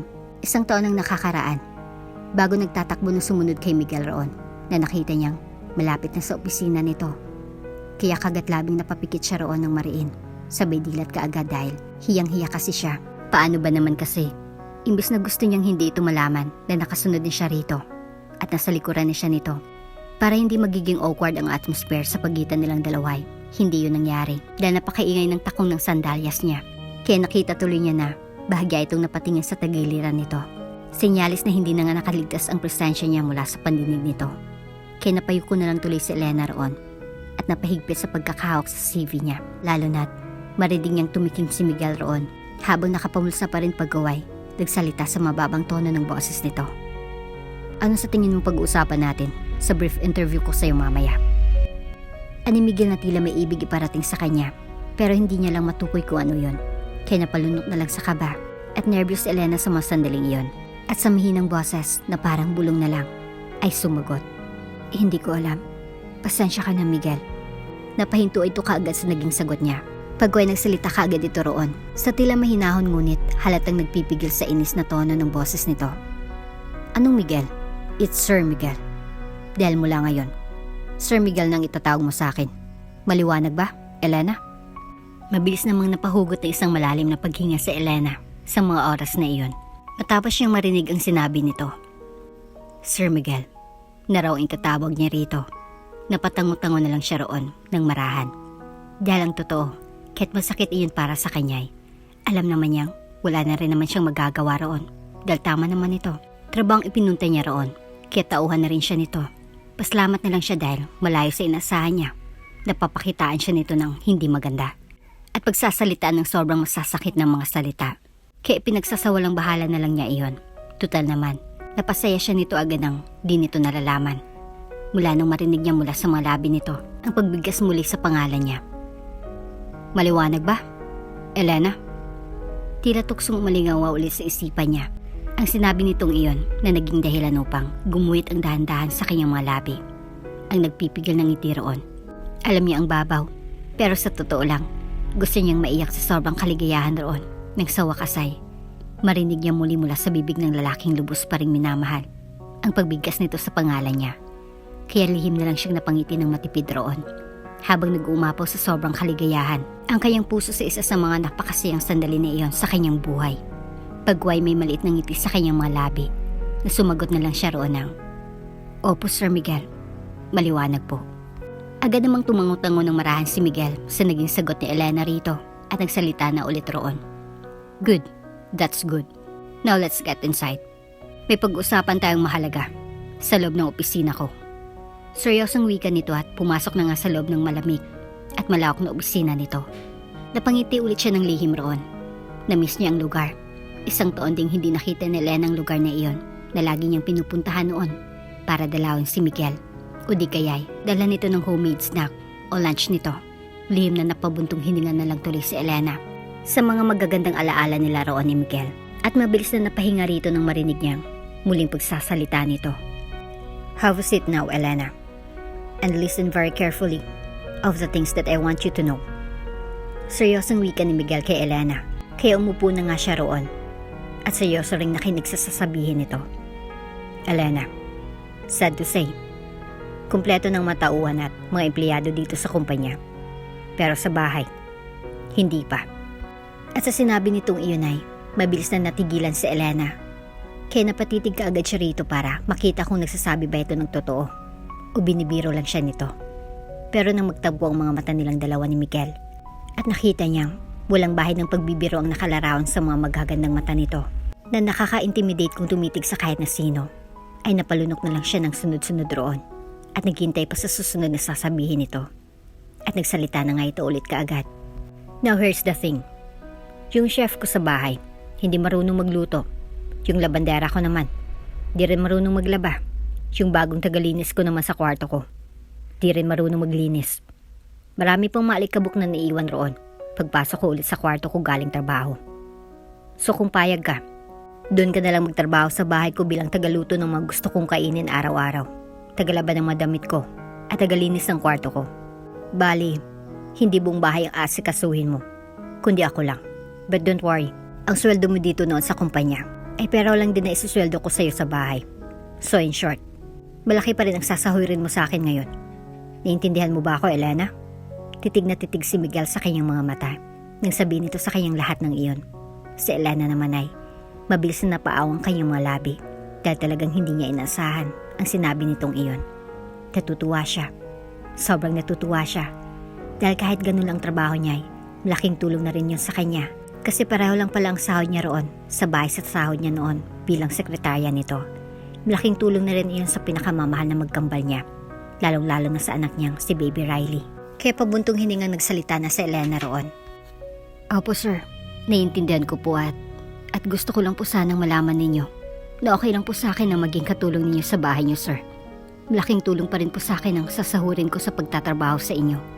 Kaya ngayon palang sasabihin ko na sa inyo, pahig pa ako na doon magtrabaho sa bahay niyo bilang tagalinis ng kwarto niyo, tagaluto ng mga gustong kainin ninyo, at higit sa lahat, tagalabada ng maruruming damit ninyo. Okay lang po yun sa akin, sir. Okay na okay lang po. At dahil sa sinabing iyon ni Elena ay unti-unting gumuhit mula sa mga labi ni Miguel ang isang matagumpay ng ngiti mula roon pag ay nagsalita na ito sa kanya. Then, that's good. That's good to hear. So for now, I will let you go home and prepare your things. And when you're done, bumalik ka kaagad dito kasi ako mismo maghatid sa iyo sa bahay for me to personally orient you of the job you've applied for. So go home now, and I'll be waiting here. Maautoridad na wika ni Miguel kay Elena na agad naman niyang tinanguan ng marahan at bahagyang yumuko rito sabay tayo upang umalis na roon. Wait, Elena. Pigil ka agad ni Miguel kay Elena. Hindi pa man siya nakakalayo mula rito. Ganun pa man ay, marahan na lang siyang humarap kay Miguel at magalang na nagsalita roon. Bakit po, Sir Miguel? Agad naman itong sumagot roon ng, just be quick. I hate waiting. Wika nito at matiim ulit siyang tinitigan sa kanyang mga mata. Muntik namang makasagot si Elena kay Miguel roon ng, alam ko naman po yun. Noon ka pa po kasi ganyan eh. Pero syempre, hindi niya isiniwalat iyon. Sa takot lang niya rito. Kaya ngumiti na lang si Elena kay Miguel ng matipid at bahagyang yumuko roon. Saka nagpaalam na rito. At pagkalabas ni Elena sa pintuan ng opisina nitong iyon, ay unti-unting sumilay mula sa mga labi nito ang isang matagumpay at makahulugang ngiti nito roon habang maring nagsasalita sa isipan. Humada ka sa akin, Elena. Ito ng tamang oras para pagbayaran mo ang panlulokong ginawa mo sa akin noon. Ito ng tamang oras na pinakahintay ko, kaya humanda ka sa pagdurusa mo. May malademonyong ngisi sa mga labing wika ni Miguel sa kanyang isipan ng mga sandaling iyon at tahimik na pinaglalaroan ng kanyang mga daliri ang hawak niyang sign pen roon. Sa sumunod ng mga oras ay namalayan na lamang ni Elena na nasa bahay na siya ulit ni Miguel na siyang bahay rin niya dati. Walang pinagbago ang bahay nito. Ganun pa man rin. Maganda, malaki, malawak at punong-puno ng mga gold-plated na mga kasangkapan roon. Sinabi na nito sa kanyang mga dapat niyang gawin habang wala ito sa buong araw na iyon at kung ano man ang kanyang gagawin pag uwi nito mamayang gabi. Kaya nang makaalis na nga ito ay sinimulan na nga niyang gawin ang mga inutos ni Miguel sa kanya mula sa paglilinis ng buong kwarto nito na siyang gawain niya talaga noon pa mang mag-asawa sila hanggang sa paglalaban ng mga maruruming damit nito. Nagluto na rin siya ng hapunan nito maya-maya. Matapos siyang gawin ang lahat ng iyon ay matinding kamustahan ang naganap sa pagitan niya at sa mga katulong nila Miguel noon na sobrang napamahal na sa kanya. Nagtaka pa nga ito dahil umalis daw siya bigla noon. Tapos pagbalik niya ay naging ganun ang gawain niya roon. Kaya isang maikling ngiti na lang ang sinagot niya sa mga ito upang di nahaba pang usapan. Nagpasalamat naman kaagad si Elena dahil halatang naintindihan ng mga ito agad na ayaw niya munang pag-usapan ng tungkol sa bagay na yon. At sa mga oras na iyon nga ay tighintay na si Elena sa pagdating ni Miguel sa bahay para mainit niya ng niluto niyang ulam para rito. At ilang sandali pa nga ay dumating na ito roon. Magandang gabi po Sir Miguel. Teka lang po at iinitin ko po muna ang mga niluto ko pong ulam sa inyo na siyang nirequest niyo po kanina. Magalang na wika ni Elena na agad namang tinanguan ito ng bahagya habang seryoso pa rin ang gwapong mukha. Pagway dumiretso na ito sa komedor at naghintay na nga sa kanya roon. What took you so long? Kanina pa ako nagugutom pero ang bagal mong maihatid ang makakainin ko ngayon. Ano ba kasing? Ngunit hindi na nito na ituloy ang gustong ilita niya sa kanya nang bigla nitong makita ang kamay niyang namamaga dahil natalsikan siya ng mainit na sabaw na inihain niya dahil sa pagmamadali niya kanina nang matapos siyang painitin ang sabaw na iyon. What happened to your hand, Elena? Hindi na makatingin sa kanya na tanong nito. Tila nagtatagis din ang mga bagang nito roon kaya napakurap-kurap kaagad siya at kinakabang sumagot. Wala po to sir. Nalagyan ko naman po ng toothpaste kaya gagaling din po ito mamaya. At pasensya na po dahil di ko nailapag kaagad sa mesa yung hapunan ninyo. Sa pagmamadali ko po kasi ganun ang nangyari. Tuloy ay kailangan ko pang maglaan ng minuto para asikasuhin itong kamay ko. Kaya pasensya na po talaga sir. Sana po ay di kayo magagalit sa akin. Nakayok kong paghingi ni Elena ng despensa kay Miguel. Hindi naman ito agad sumagot roon. Bagkus ay bumuntong hininga na lang ito at tila aburidong-aburido sa mga sandaling yun habang pasulyap-sulyap sa kamay niya at nagsalita. Sandali nga, tatanga-tanga ka kasi. Sa lubong umakilay na wika ni Miguel at mabilis na tumayo mula sa pagkakaupo nito roon habang humakbang palabas ng komedor. At nang bumalik na ito sa loob ay may dala na itong first aid kit. Saka inilapag iyon sa ibabaw ng mesa kung saan nasa harapan niya. Pagguway, pasupladong nagsalita na ito roon. O ayan, gamutin mo ng pamamaganyan. Baka kung mapano pa yan. Cargo de konsensya ko pa. Paismid na wika nito at bumalik na sa pagkakaupo habang nakatingin sa ibang direksyon at mereng nakasalubong pa rin ang mga kilay nito. At ewan ni Elena kung bakit. Dahil imbis na masaktan siya sa pagsasabi nito sa kanya kanina, natatanga-tanga siya. At ang pasuplado sinabi nito ngayon lang ay kabaliktaran yata ng kanyang nararamdaman sa mga oras na iyon. Dahil lihim siyang natutuwa sa mga sinabi at naging reaksyon ni Miguel roon. Kaya pigil na pigil ang matamis ng ngiti na sinunod na nga ni Elena ang inutos nito sa kanya. Ginamot na nga niya ang kanyang kamay at nang matapos ay nahihiyang tumingin rito sabay nagsalita roon. Tapos na po. Salamat po ng marami sir. Ani Elena at bahagyang iniyuko ang ulo niya kay Miguel. Nakita naman niyang marahan itong tumingin sa kanya at pairap na nagsalita. Ibaba mo lang muna dyan at sabayan mo na lang ako sa pagkain. Pambawi ko na rin to kasi parang dahil sa akin. Nagkakaganyan tuloy ang kamay mo. Kaya umupo ka na lang dyan at huwag ka ng maraming satsat. Huwag ka na ring maarte. Di bagay sa'yo. Di naman kumibo kaagad si Elena sa sinabi ni Miguel. Bagkus ay tinitigan niya ito ng mabuti roon habang ito naman ay sa lubong makilay na nagsimula ng kumain roon. At sunod-sunod ang ginawang pagsubo na tila ba. Sarap na sarap talaga ito sa niluluto niya rito. Parang katulad lang ng dati. Nais tuloy mapabuntong hininga roon ni Elena. Ngunit nang maisip niyang kasupladuhan itong muli sa kanya, hindi niya natuloy napigilan ang sariling isipin na para na lang pala sa konsensya nito ang kabaitang ipinapakita nito sa kanya. Pero naisip ni Elena, nagpapasalamat pa rin siya rito dahil kahit papaano ay hindi niya nararamdaman na totally naging katulong siya sa bahay ni Miguel. Dahil ayon nga at naging kasabay niya na ulit ito sa pagkain matapos isang taon na paghiwalay nilang mag-asawa. Kaya lihim na ngumiti lang si Elena ng matipid sa mga sandaling iyon. At nakangiting tiningnan ito habang patuloy lang ito sa maganang pagkain roon. Kinabukasan ay kumatok si Miguel sa kwarto ni Elena. Guest room nga pala nila iyon. Pero iyon ang pinagamit sa kanya ni Miguel dahil wala na raw bakanting kwarto sa maid's quarter. Kaya naniwala na rin naman siya kaagad at nagpasalamat na lang rito. Elena, gumising ka na. Aba, nauna pa yatang gumising ang amo mo sa iyo 5:45 na oh. Pagtimpla mo na ako ng kape. At gawan mo na ako ng almusal, kaya bilisan mo na dyan. Utos nito sa kanya mula sa labas, kaya agad niyang itinigil ang pagpapump niya ng gatas roon at agad na nagsalita mula sa loob.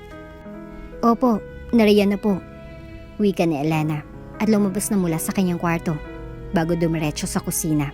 Sa totoo lang kasi ay, kanina pa siya gising at nagpapump muna. Akala niya kasi ay, tuwing alas 7 pa rin ng umaga nagigising si Miguel. Yun pala'y, maaga na. Inilagay na lang pala niya ang gatas niya na nakalagay sa isang maliit na bottle doon sa mini ref na nandun sa kanyang kwarto. Para pag makalabas siya ng bahay para mag-grocery ng mga sangkap roon at ang mga kailangan niyang ihalo sa pagluluto ay, kukontakin na lang niya si Patricia para kunin yung magatas niya para ihalo sa formula ng kanyang magkambal. Pagway nagsimula na siyang magluto roon. Well. So, totoo nga ang sinabi ni Miggy na instead of making you his employee sa company, dito ka na lang niya inilagay kasi kulang ang makatulong niya rito. Well, para sa akin, tama naman ang naging desisyon niya kasi mukha ka naman talagang katulong ngayon. Look at you. Losyang na losyang ka na. Wala ka na yatang alaga sa sarili mo eh. Tsaka karma mo na din yan. Bad karma. Specifically. And damihan mo yung niluto mo ha. Dito ako mag-aalmusal eh. Sabi kasi ni Miguel dito na lang ako magbe-breakfast para may kasama siyang kumain. How sweet of him, di ba? Sayang nga lang. Hindi siya sa'yo sweet. Sa akin na. Wala lang. Pinainggit lang kita. Deserve mo rin kasi. Kasi malandi ka. O siya. Diyan ka na ha. Cook well. Dahil baka pag di ko na gusto ng niluto mo, baka maibuhos ko pa sa'yo mga niluto mo. Okay, that's all. Just giving you a heads up. Baka kasi magulat ka pa mamaya pag gagawin ko talagay. Okay, bye. Napahinga naman ng malalim si Elena sa sinabing iyon ni Sandra habang nag-uunan sa pagpatak ang mga nasasaktang luha mula sa kanyang mga mata. Nasasaktan siya sa sinabi nito. Sobrang nasasaktan siya. Gayon pa man ay, pinili na lang niyang magpakatatag roon at ipagpatuloy ang ginagawa hanggang sa maingat na nga niyang inihatid sa Commodore ang agahan ni na Miguel at Sandra at marahang inilapag roon ang mga niluto niyang agahan para sa mga ito. Pagway umuko na siya ng bahagya kay Miguel at akmang magpapaalam na roon, ngunit agad itong nagsalita. Sandali lang. Dito ka lang muna dahil baka may gusto pa akong iutos sa'yo o di kaya'y may gusto lang iutos si Sandra sa'yo. Malamig na wika ni Miguel kay Elena na ikinangisi kaagad ni Sandra roon. Kaya wala siyang nagawa kundi sundin na lamang ang utos ni Miguel. At doon, sa mga sandaling iyon, ay nasaksihan ni Elena ang paglalambingan ng dalawa. Lalong-lalo ng paglalambing ni Miguel kay Sandra. Sinusubuan itong babae na siya rin ginagawa pabalik ni Sandra kay Miguel. At kahit parang hiniwa pa ulit-ulit ang puso niya sa sobrang sakit sa kanyang nakita ng mga sandaling iyon ay pinilit na lang niyang pinatatag ang kanyang loob hanggang sa natapos na nga ito sa pagkain roon. Kaya nang maihatid niya na nga ang mga pinagkainan ng mga ito sa kusina at may alagay iyon sa kitchen sink, ay kumawala na mula sa mga labi ni Elena ang isang impit na hagulhol roon na kanina pa talaga niya pinipigilang huwag umalpas mula sa bibig niya. Umiyak siya roon. Umiyak siya ng umiyak. Pagkuhay na paisip siya, simula sa araw na iyon, gagawin niya ng bakal ang kalooban niya at iiwas na rin siya kay Miguel upang hindi niya siya masasaktan pa ng labis roon. Magpo-focus na lang siya sa trabaho niya roon para sa anak niya. At iyon ang ginagawa ni Elena. Ilang araw din niyang iniwasan si Miguel. Kung kausapin man siya nito tungkol sa trabaho niya ay konting salita lang namumutawi mula sa mga labi niya. Nasagot rito. Para rin naman sa kanyang ginagawa niya. Para din siya masaktan. At umaasang magkakabalikan pa sila sa takdang panahon. Dahil naroon na si Sandra. At wala na siyang laban doon. At sa mga sandaling iyon ay busy sa pakipag-chat sa Elena kay Patricia. Nag-chat sila tungkol sa kanyang pinakamamahal ng mga supling. Bagway nag-chat na siya rito na, Pati, may ipapakiusap sana ako sa'yo. Pwede bang abunuhan mo munang pang-vaccine ni Baby Riley?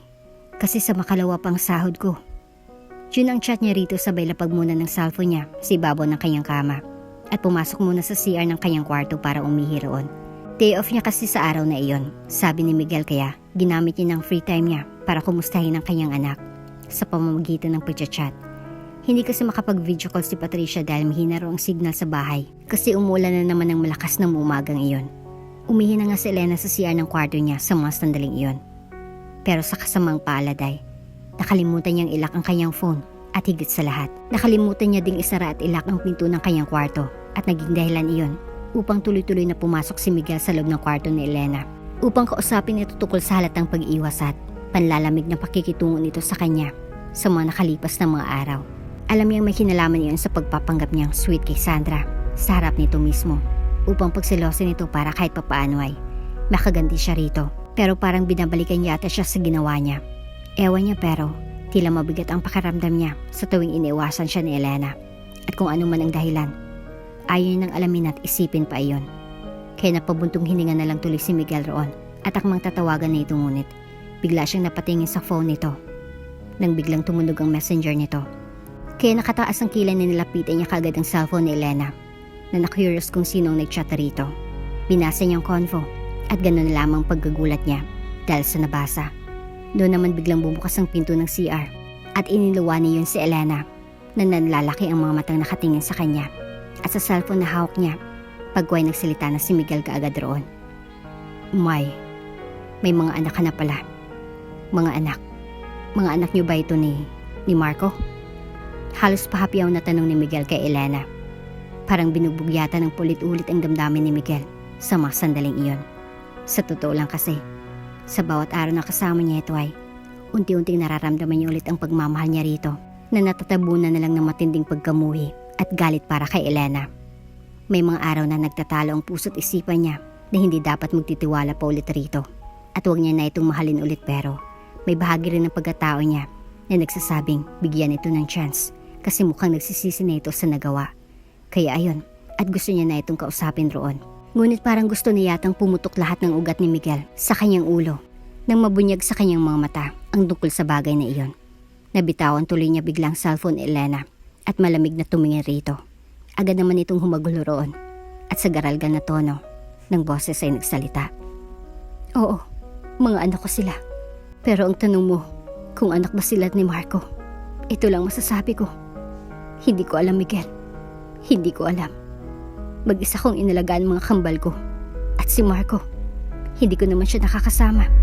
O kahit nakausap man lang muli pagkatapos ng paghahalikan namin. Maniwala ka sa akin, Miguel. Hindi ko talaga alam ang nangyari noon. Parang may nilagay si Marco sa inumin ko. Tapos biglang naging wild na lang ako. Nag-init biglang pakiramdam ko. Pero believe me, ikaw ang hinanap ko agad, Miguel. Pero siyang lumapit. Tapos siyang unang humalik. Jesus Christ, Miguel. Please, maniwala ka. Maniwala ka. Siyang unang humalik sa akin. At kahit nanghina ako, at hilong-hilo na ako nun, pinilit ko pa rin imulat ang mga mata ko para sampalin siya.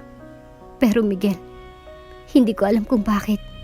Pero sa mga sandaling iyon, nang tingnan ko ang mukha niya, mukha mo nang nakikita ko. Kaya hinalikan ko na lang din siya sa isiping, ikaw yung kahalikan ko. At iyon ang nakikita mo sa mga pictures na ibinigay sa'yo ng kung sino noon. Tapos kinabukasan, nagulat na lang ako dahil nagising na lang ako nahubot-hubad na nakahiga sa kama ng isang hotel room. At wala na akong kasama roon. So please, Miguel, maniwala ka naman sa akin, oh. Hirap na ako eh. Hirap na ako. Hagulhol ni Elena. Kaya sinagot naman siya kaagad ni Miguel ng, oh, for God's sake, Elena. Ako ba hindi? Ako ba hindi nahihirapan sa nangyari sa 5 taong pagsasama natin na nasira lang dahil sa kagagawan mo? Dahil sa panloloko mo? Ngayon sabihin mo sa akin, Elena. Bakit? Bakit mo ako niloko? Bakit ha? Kasi di kita mabigyan ng anak? Na kahit sinabihan ako ng family doctor ko na hindi na ako bao at maghintay lang. Still, hindi mo pa rin may alis sa isipan mo na di kita kayang bigyan ng anak? Ganun ba naisip mo nun ha, Elena? Ganun ba? Kaya ba nagpabuntis ka na lang sa kung sinong lalaki? Para matupad ang matagal mo nang hinihiling? May pasabi-sabi ka pa sa akin na handa kang maghintay. Pero anong ginawa mo? Anong ginawa mo, Elena? Anong ginawa mo? Niloko mo ako. Tapos ngayon na masaya na ako. Naka-move on na ako. Bumalik ka pa, Elena. Sana di ka nalang bumalik. Sana hindi na lang. Kasi tingnan mo ang ginawa mo. Ginawa mo na namang miserable ang buhay ko dahil sa revelasyon mo ito. Ang sakit lang, Elena. Para mo akong sinaksak. Para mo akong sinaksak ng paulit-ulit. Alam mo ba? Kahit ganun ang ginawa mo sa akin noon, napagtanto kong mahal pa rin pala kita. Na hindi nawala ang pagmamahal ko sa'yo. Natabunan na lang ng labis na galit at matinding pagkamuhi pero narito pa rin. Narito ka pa rin. At napagtanto ko na lahat pala na pagdesisyonan ko upang paghigantihan kay. Dala lang pala yun ang pangungulila ko sa'yo. Nang totoo pala, Gusto lang kitang makasama ulit at maramdaman na inaasikaso mo ako. Kaya dito kita nilagay sa bahay.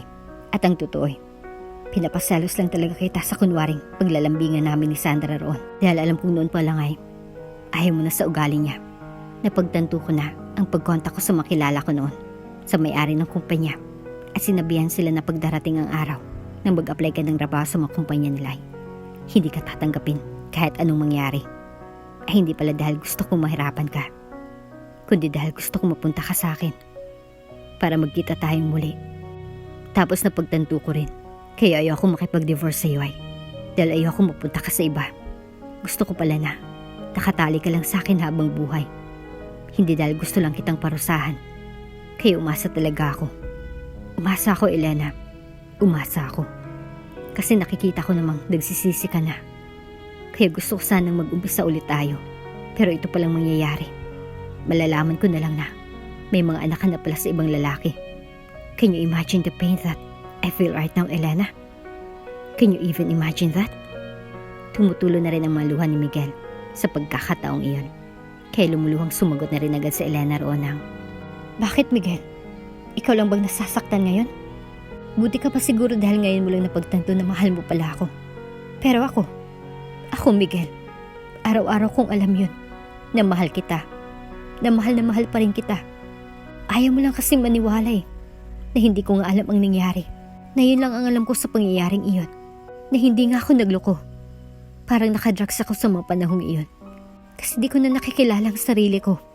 Naging iba na ako bigla. Bakit kasi ayaw mong maniwala sa akin, Miguel? Bakit kasi ayaw mong maniwala na hindi ko yun sinasadya? Nang mukha mong nakikita ko sa mukha ni Marco, kaya nangyaring nakikita mo sa picture at humantong sa ganun. At kahit hindi ako sigurado, may posibilidad naman talaga na si Marco ang ama ng mga anak ko, kahit sabihin kong hindi ko alam. At ang ibig kong sabihin ng hindi ko alam ay, nalilito na ako sa mga pangyayari dahil hindi ko talaga nakita sa isipan ko na magkanaig kaming dalawa, kahit pilit kong inalala iyon. Kung ibang lalaki man ang nakanaig ko, hindi ko na alam. Hindi ko talaga alam, Miguel. Hindi. Dahil ang tanging alam ko ay, ikaw lang ang minahal ko. Ikaw lang, Miguel. Ikaw lang. Naiintindihan mo ba ako, ha? Ikaw lang nag-iisang lalaki na minahal ko. Ngayon kung nahihirapan ka lang na nandito ako sa teritoryo mo, sa poder mo, mas makakabuting alis na lang ako. Kasi ayoko ring isipin na inaabuso kong kabaitan mo para lang sa pangangailangan ng anak kong may sakit. Kaya alis na lang ako, Miguel. At sa pagkakataong ito, ako nang magkukusa. Kaya bago ako umalis, manghihingi ulit ako ng tawad sa'yo. Sa lahat-lahat. Kasi nagkasala naman talaga ako Yun nga lang, wala ko sa wastong katinuan sa mga panahong iyon. Pero patawad pa rin dahil sa nangyari. Kasi nasaktan kita. Nasaktan kita ng sobra-sobra. Patawarin mo ako, Miguel. Patawarin mo ako. Hagulhol ulit ni Elena. At marahang nilapitan nito bago niyakap ito ng mahigpit. At sa isip niya ay, panghuling yakap niya na iyon rito. Narinig naman yung impit na paghikbi nito roon. At ang tuluyang paghagulhol nito. Hanggang sa naramdaman na lang niya ang pagyakap ni Miguel sa kanya pabalik. Mahigpit iyon. Mahigpit na mahigpit. Kaya tinumbasan kaagad niya ito ng napakahigpit na yakap. Na para bang ayaw niya nang mawala pa ito sa piling niya. Pagway umiiyak na nagsalita ulit siya rito. I'm sorry, Miguel. I'm so sorry. Isang mahigpit na yakap ulit ang sinagot ni Miguel sa kanya. Habang humahagulhol pa rin doon, nanatili muna sila sa ganung posisyon ng ilang minuto. Hanggang sa kumalma na sila. Pagway marahan na silang kumalas mula sa pagyayakap ng isa't isa. At may mga luha sa mga matang. Ngumiti na sila ng matipid sa isa't isa roon. Habang ang mga damdamin nila ay punong-puno ng pagpapatawad, pagtanggap at pagmamahal sa isa't isa. Ngunit agad din silang makapanabay na napatingin sa phone ni Elena nang biglang tumunog iyon. Si Patricia iyon, tumatawag. Kaya mabilis na sinagot ni Elena ang tawag nito. At gano'n na lamang panlalaki ng kanyang mga mata sa sinabi nito. Ate, umuwi ka na. Si Riley kasi, isinugod ngayon sa ospital. Patricia, anong nangyari? Umiyak na tanong kaagad ni Elena sa pinsan matapos silang makarating ni Miguel sa ospital na sinasabi nito. Pagway maingat na kinuha niya mula rito ang kambal ni Riley at marang kinarga ang kanyang supling na himbing sa pagkakatulog roon. Nagtataka pa si Patricia nang makitang kasama niya si Miguel pero parang wala itong pakialam sa bagay na iyon dahil sumugot ito sa kanya kaagad ng, Kasi ate, si Riley, di makahinga.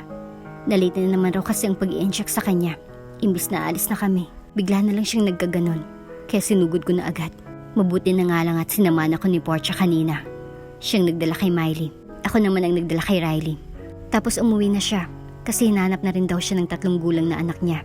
Sabi raw ng mga magulang niya. Ngayon si Riley ate, nasa emergency room pa.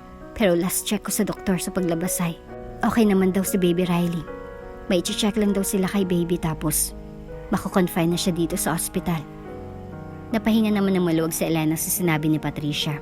At kahit sumasakit ang ulo kung saan na naman siya kukuha ng perang pambayad sa ospital o kung ano naman ang gagawin upang makalas sa babayarin ay sinaset niya na munang isipan niya na at least okay na ang baby Riley niya. Kaya napabuntong hiningang nagyakapan sila ni Patricia roon. Na-confine ng ilang araw ang sanggol at sa mga araw na iyon ay laking tuwa at pasasalamat ni Elena kay Miguel dahil hindi sila nito pinabayaan ni Patricia. Ito lahat ang sumalo sa lahat ng bayarin sa ospital at sa mga pagkain nila doon. Sa mga pangangailangan na magkambal niya, lalong-lalo na si baby Riley. At sa araw na iyon nga'y papunta na sila sa bahay nito dahil nanalo ang suggestion nito sa kanila ni Patricia na doon na silang 3 titira, ang mga bata at siya, sa bahay nila para maasikaso raw ng maayos si baby Riley ng family doctor nito. At kahit anong pagtatalo nila tungkol sa bagay na iyon, sa huli, ito pa rin ang nanalo. Kaya pabuntong tiningnan na lang ni Elena ang bahay nila ni Miguel mula sa bintana ng kotse nito. Pagway nakangiting nagsalita ito. Miguel, salamat ha. Maraming salamat. Isang masuyong halik sa noo at isang masuyong ngiti sa mga labi nito ang agad na isinagot ni Miguel kay Elena. Pagway tinitigan ulit nitong mabuti si baby Riley na nasa bisig nito sa mga sandaling iyon. Habang may masuyong ngiti sa mga labi nito roon, siya naman ay may ingat na nakalagay din sa mga bisig niya si Miley. Ang driver naman ni Miguel ang nagdadrive para sa kanila. Pagway bigla siyang napatingin ulit sa gwapong mukha ni Miguel nang mahinang magsalita ito roon. Thank you for using my surname for them. At kahit na sinabi mo na wala akong choice, kundi pa apelyado na lang ang apelyado ko sa kanila. Di naman kita din-divorce noon. Masaya pa rin ako. I'm just so proud and happy. Para kasing mga anak ko na din sila. Na akong tunay na ama nila. Nakakagaan lang sa pakiramdam. At nakakaiyak kapag ganito ang eksena namin ni Little Prince. Tapos ganyan din ang eksena ni Little Princess. Kaya mula ngayon, magiging isang pamilya na tayo. Pangako yan, Elena. And from now on, I am their dad. And you are their mom. We are going to be a one big happy family. You, me, and these 2 little cuties of ours. Pwede ba yun? Kaya umiyak na tumango kaagad si Elena sa sinabi ni Miguel. At matapos na marahang naglapat ang kanilang mga labi ng ilang segundo. Pagway ilang minuto munang lumipas ay huminto na sila at may sinabi ang driver roon. Sir Miguel, nandito na po tayo. Pero may isang lalaki lang nakatayo sa harap ng gate po. Ayun po, babain ko po ba sir? Pagtingin nilang dalawa sa sinabi ng driver ay magkapanabay na natigilan silang dalawa dahil ang lalaking sinasabi nito ay si Marco. Kaya tumaas baba ang dibdib ni Elena nang makita ito at agad nang bumaba roon. Bumaba na rin si Miguel at ang driver. Diego, pakitawagan si Manang Francesca at Marian. Sabihin ninyo na pakikuha ang mga anak namin ni Elena dahil may kakausapin lang kaming dalawa saglit. Agad namang tumalima ang driver. Ilang sandali pa ay dumating na nga si Manang Francesca at Marian roon. At takang-taka pang nakita ang 2 supling pero tila nagagalak na maingat na kinuha kaagad ng mga ito, isa-isa ang mga sanggol, saka nauna nang pumasok sa loob roon. Magkasabay naman silang nilapitan ni Marco na nooy, titig na titig sa mukha ni Elena, pagway nagsalita roon ng mahina. Kamusta ka na, Elena? May mga anak na pala kayo ni Miguel. Nakangiting wika nito na naging dahilan upang suntukin nito ni Miguel roon ng 2 beses, dahilan upang mapubo ito kaagad roon at mapadura ng dugo. Agad namang inawat ni Elena si Miguel, kahit ang gusto niya ay sampal-sampalin si Marco sa ginawa nito sa kanya. Binuliawan naman ito at dinuruduro ni Miguel roon. Anong sabi mo, ha? May anak na pala kami? Well, kung sa bagay, anak ko naman talaga sila. Anak namin ni Elena, na walang ama noon. Una, dahil matapos mong pagsamantala ng ina ng mga bata noon, ay iniwan mo na lang sila basta-basta, na para bang wala kang obligasyon sa kanila. Ginalaw mong asawa ko, tangina ka. Tapos hindi mo man lang kinumusta kung nabuntis mo ba? Aba, putang ina ka talaga. Galit na bulyaw ni Miguel at akmang susuntukin po ulit si Marco pero agad na napaatras ito roon. At kunot na kunot ang noong nagsalita. What the fuck, Miguel? Anong ako yung ama ng mga anak niya? Seriously? Hanggang halik lang ang ginawa ko sa kanya, to be honest. Hindi ko siya ginalaw for God's sake. At iyon ang dahilan kung bakit ako nandito. Para magkaalaman na sa lahat. Para may labas na ang tunay na baho ng punot dulo ng lahat. At magsisimula ako kay Sandra. Siyang may pakanan ng lahat ng ito. Sinabi niya sa akin that time na ibigay ko raw sa yung inuming iyon na nilagyan niya ng drugs. Napasinghap kaagad si Miguel at Elena dahil sa ibinunyag nito. Nagpatuloy naman kaagad si Marco sa pagsasalita roon. At kung ayaw niyong maniwala, may prueba ako dito sa phone ko. Isang voice recording sa lahat ng sinabi niya sa akin that night. Hindi niya alam to actually. Ginawa ko to that time para kung sakaling mabulilyaso. At baliktarin niya ako. May prueba akong ibabatikos laban sa kanya.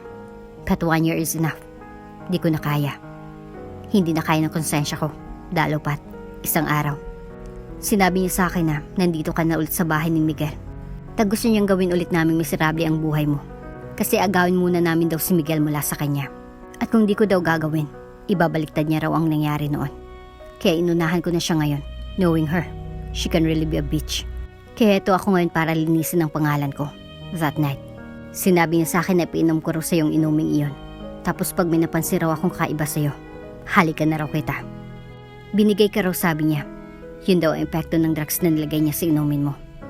At sabi pa niya, wasakin raw namin ng tuluyan ang relasyon ninyong mag-asawa para mapasakay niya raw si Miguel at maging akin ka, Elena. Pumayag ako kasi mahal kita eh. Matagal na. Pero pagdating natin sa hotel, kung saan niyaya, at pumayag ka naman agad kasi parang ang paningin mo sa akin that time ay si Miguel. Kasi pangalan niya laging sinasambit mo. Nanghina na ako kasi hindi ko pala kaya. Hindi ko kayang alipustahin ang pagkatao mo, ang pagkababae mo. Kasi kahit papaano, may pangalan pa rin ako sa iyo eh. Kasi nga mahal kita. Kaya ang ginawa ko na lang, nang makatulog ka na, tinawagan kong pinsan kong babae. At siya nang pinahubad ko sa mga damit mo. Matapos ko siyang utusan, nabalutin mo ng kumot ang katawan mo bago niya gawin iyon. Tapos sinabihan ko siya, nakunan ka ng litrato. At pagkatapos nun ay, umalis na ako kasama siya. At binigyan siya ng pera para din na siya magsalita tungkol doon. Yung larawan mo naman, na nakabalot lang nga ng kumot ang hubad mong katawan. Yun ang sined ko kay Sandra bilang patunay na kunwari. Nagawa ko ng plano namin na nagalaw na kita. Sabi ko na lang sa kanya na huwag nang ipakita ang larawang iyon kay Miguel. Dahil alam ko namang sasabihin mo talagang tungkol sa pangyayaring iyon sa asawa mo eh. Kasi alam kong di ka sinungaling. Sinabi ko na lang na hayaan kang isiwalat iyon kay Miguel. At ginawa naman niya iyon. Siyang naglagay ng mga pictures na iyon na naka-envelope sa labas ng gate niyo that time, Miguel. Para lang magtagumpay siyang mapunta ka sa kanya. Pero sa tingin ko ngayon, hindi siya magtatagumpay. At wala na siyang pag-asang magtagumpay. Dahil ayun na nga, at nagkabalikan na kayo. At may mga blessing pang binigay sa inyo. So congratulations to the both of you. And lastly, here's my proof.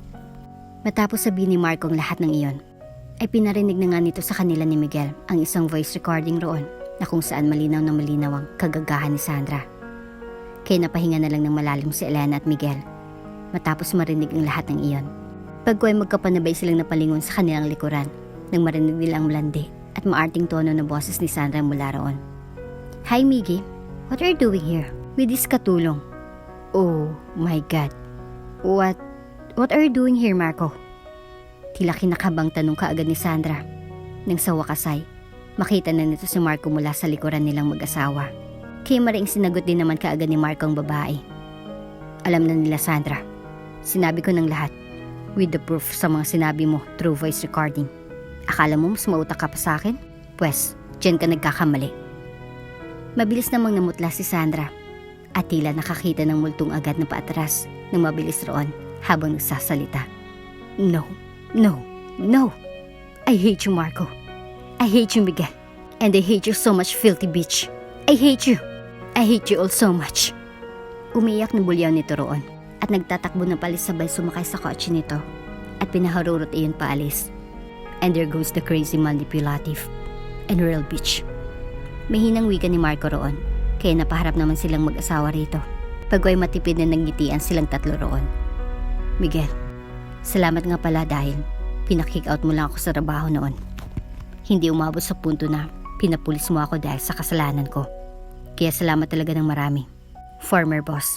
O siya, alis na ako. Yan lang talagang ipinunta ko rito. Ang sabi ng totoong nangyari. Kaya sana maniwala ka, Elena. Maniwala ka. Hindi kita ginalaw. Hinding-hindi. Hinding-hindi ko magagawa yun sa'yo.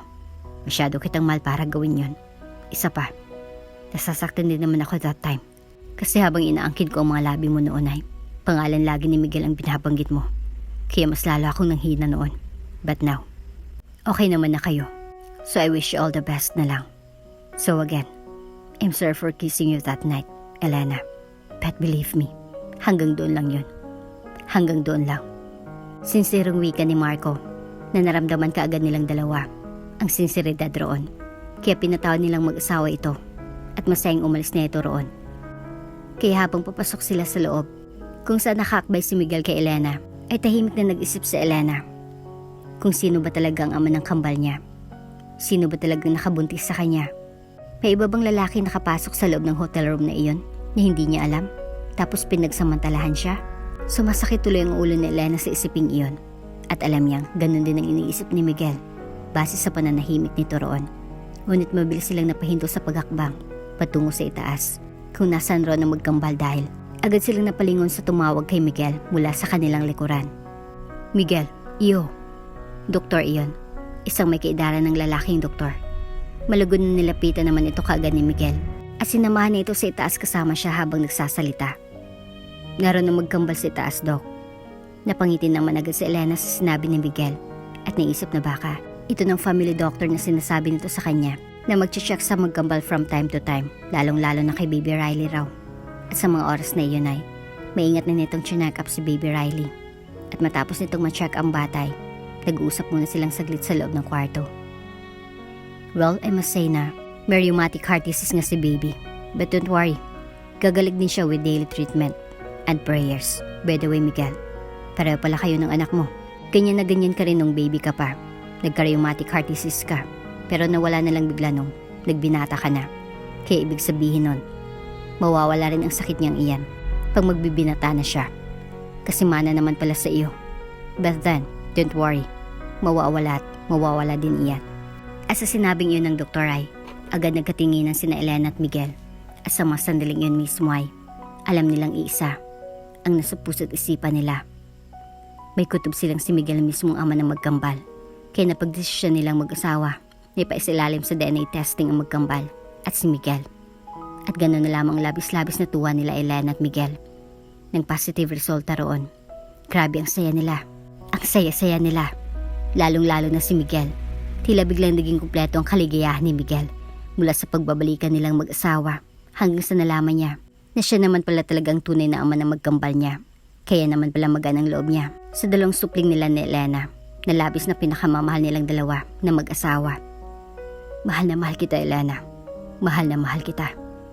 Wika ni Miguel kay Elena na agad niyang tinugon roon ang mahal na mahal din kita. Mahal na mahal din kita, Miguel. At nagsalo na nga ang labi nila Elena at Miguel sa isang malalim at punong-puno ng pagmamahal ng mga halik. Naging buo na sila. May kapatawaran na din sa puso nilang dalawa para kay Sandra na halos maglumod na sa paghingi ng tawad sa kanilang dalawa. Kaya pinatawad na din nila ito sa wakas. Si Patricia naman ay bumalik na sa pag-aaral at doon na tumira sa kanila. Nabinyagan na rin sina Baby Riley at Baby Miley. Okay na rin si Baby Riley.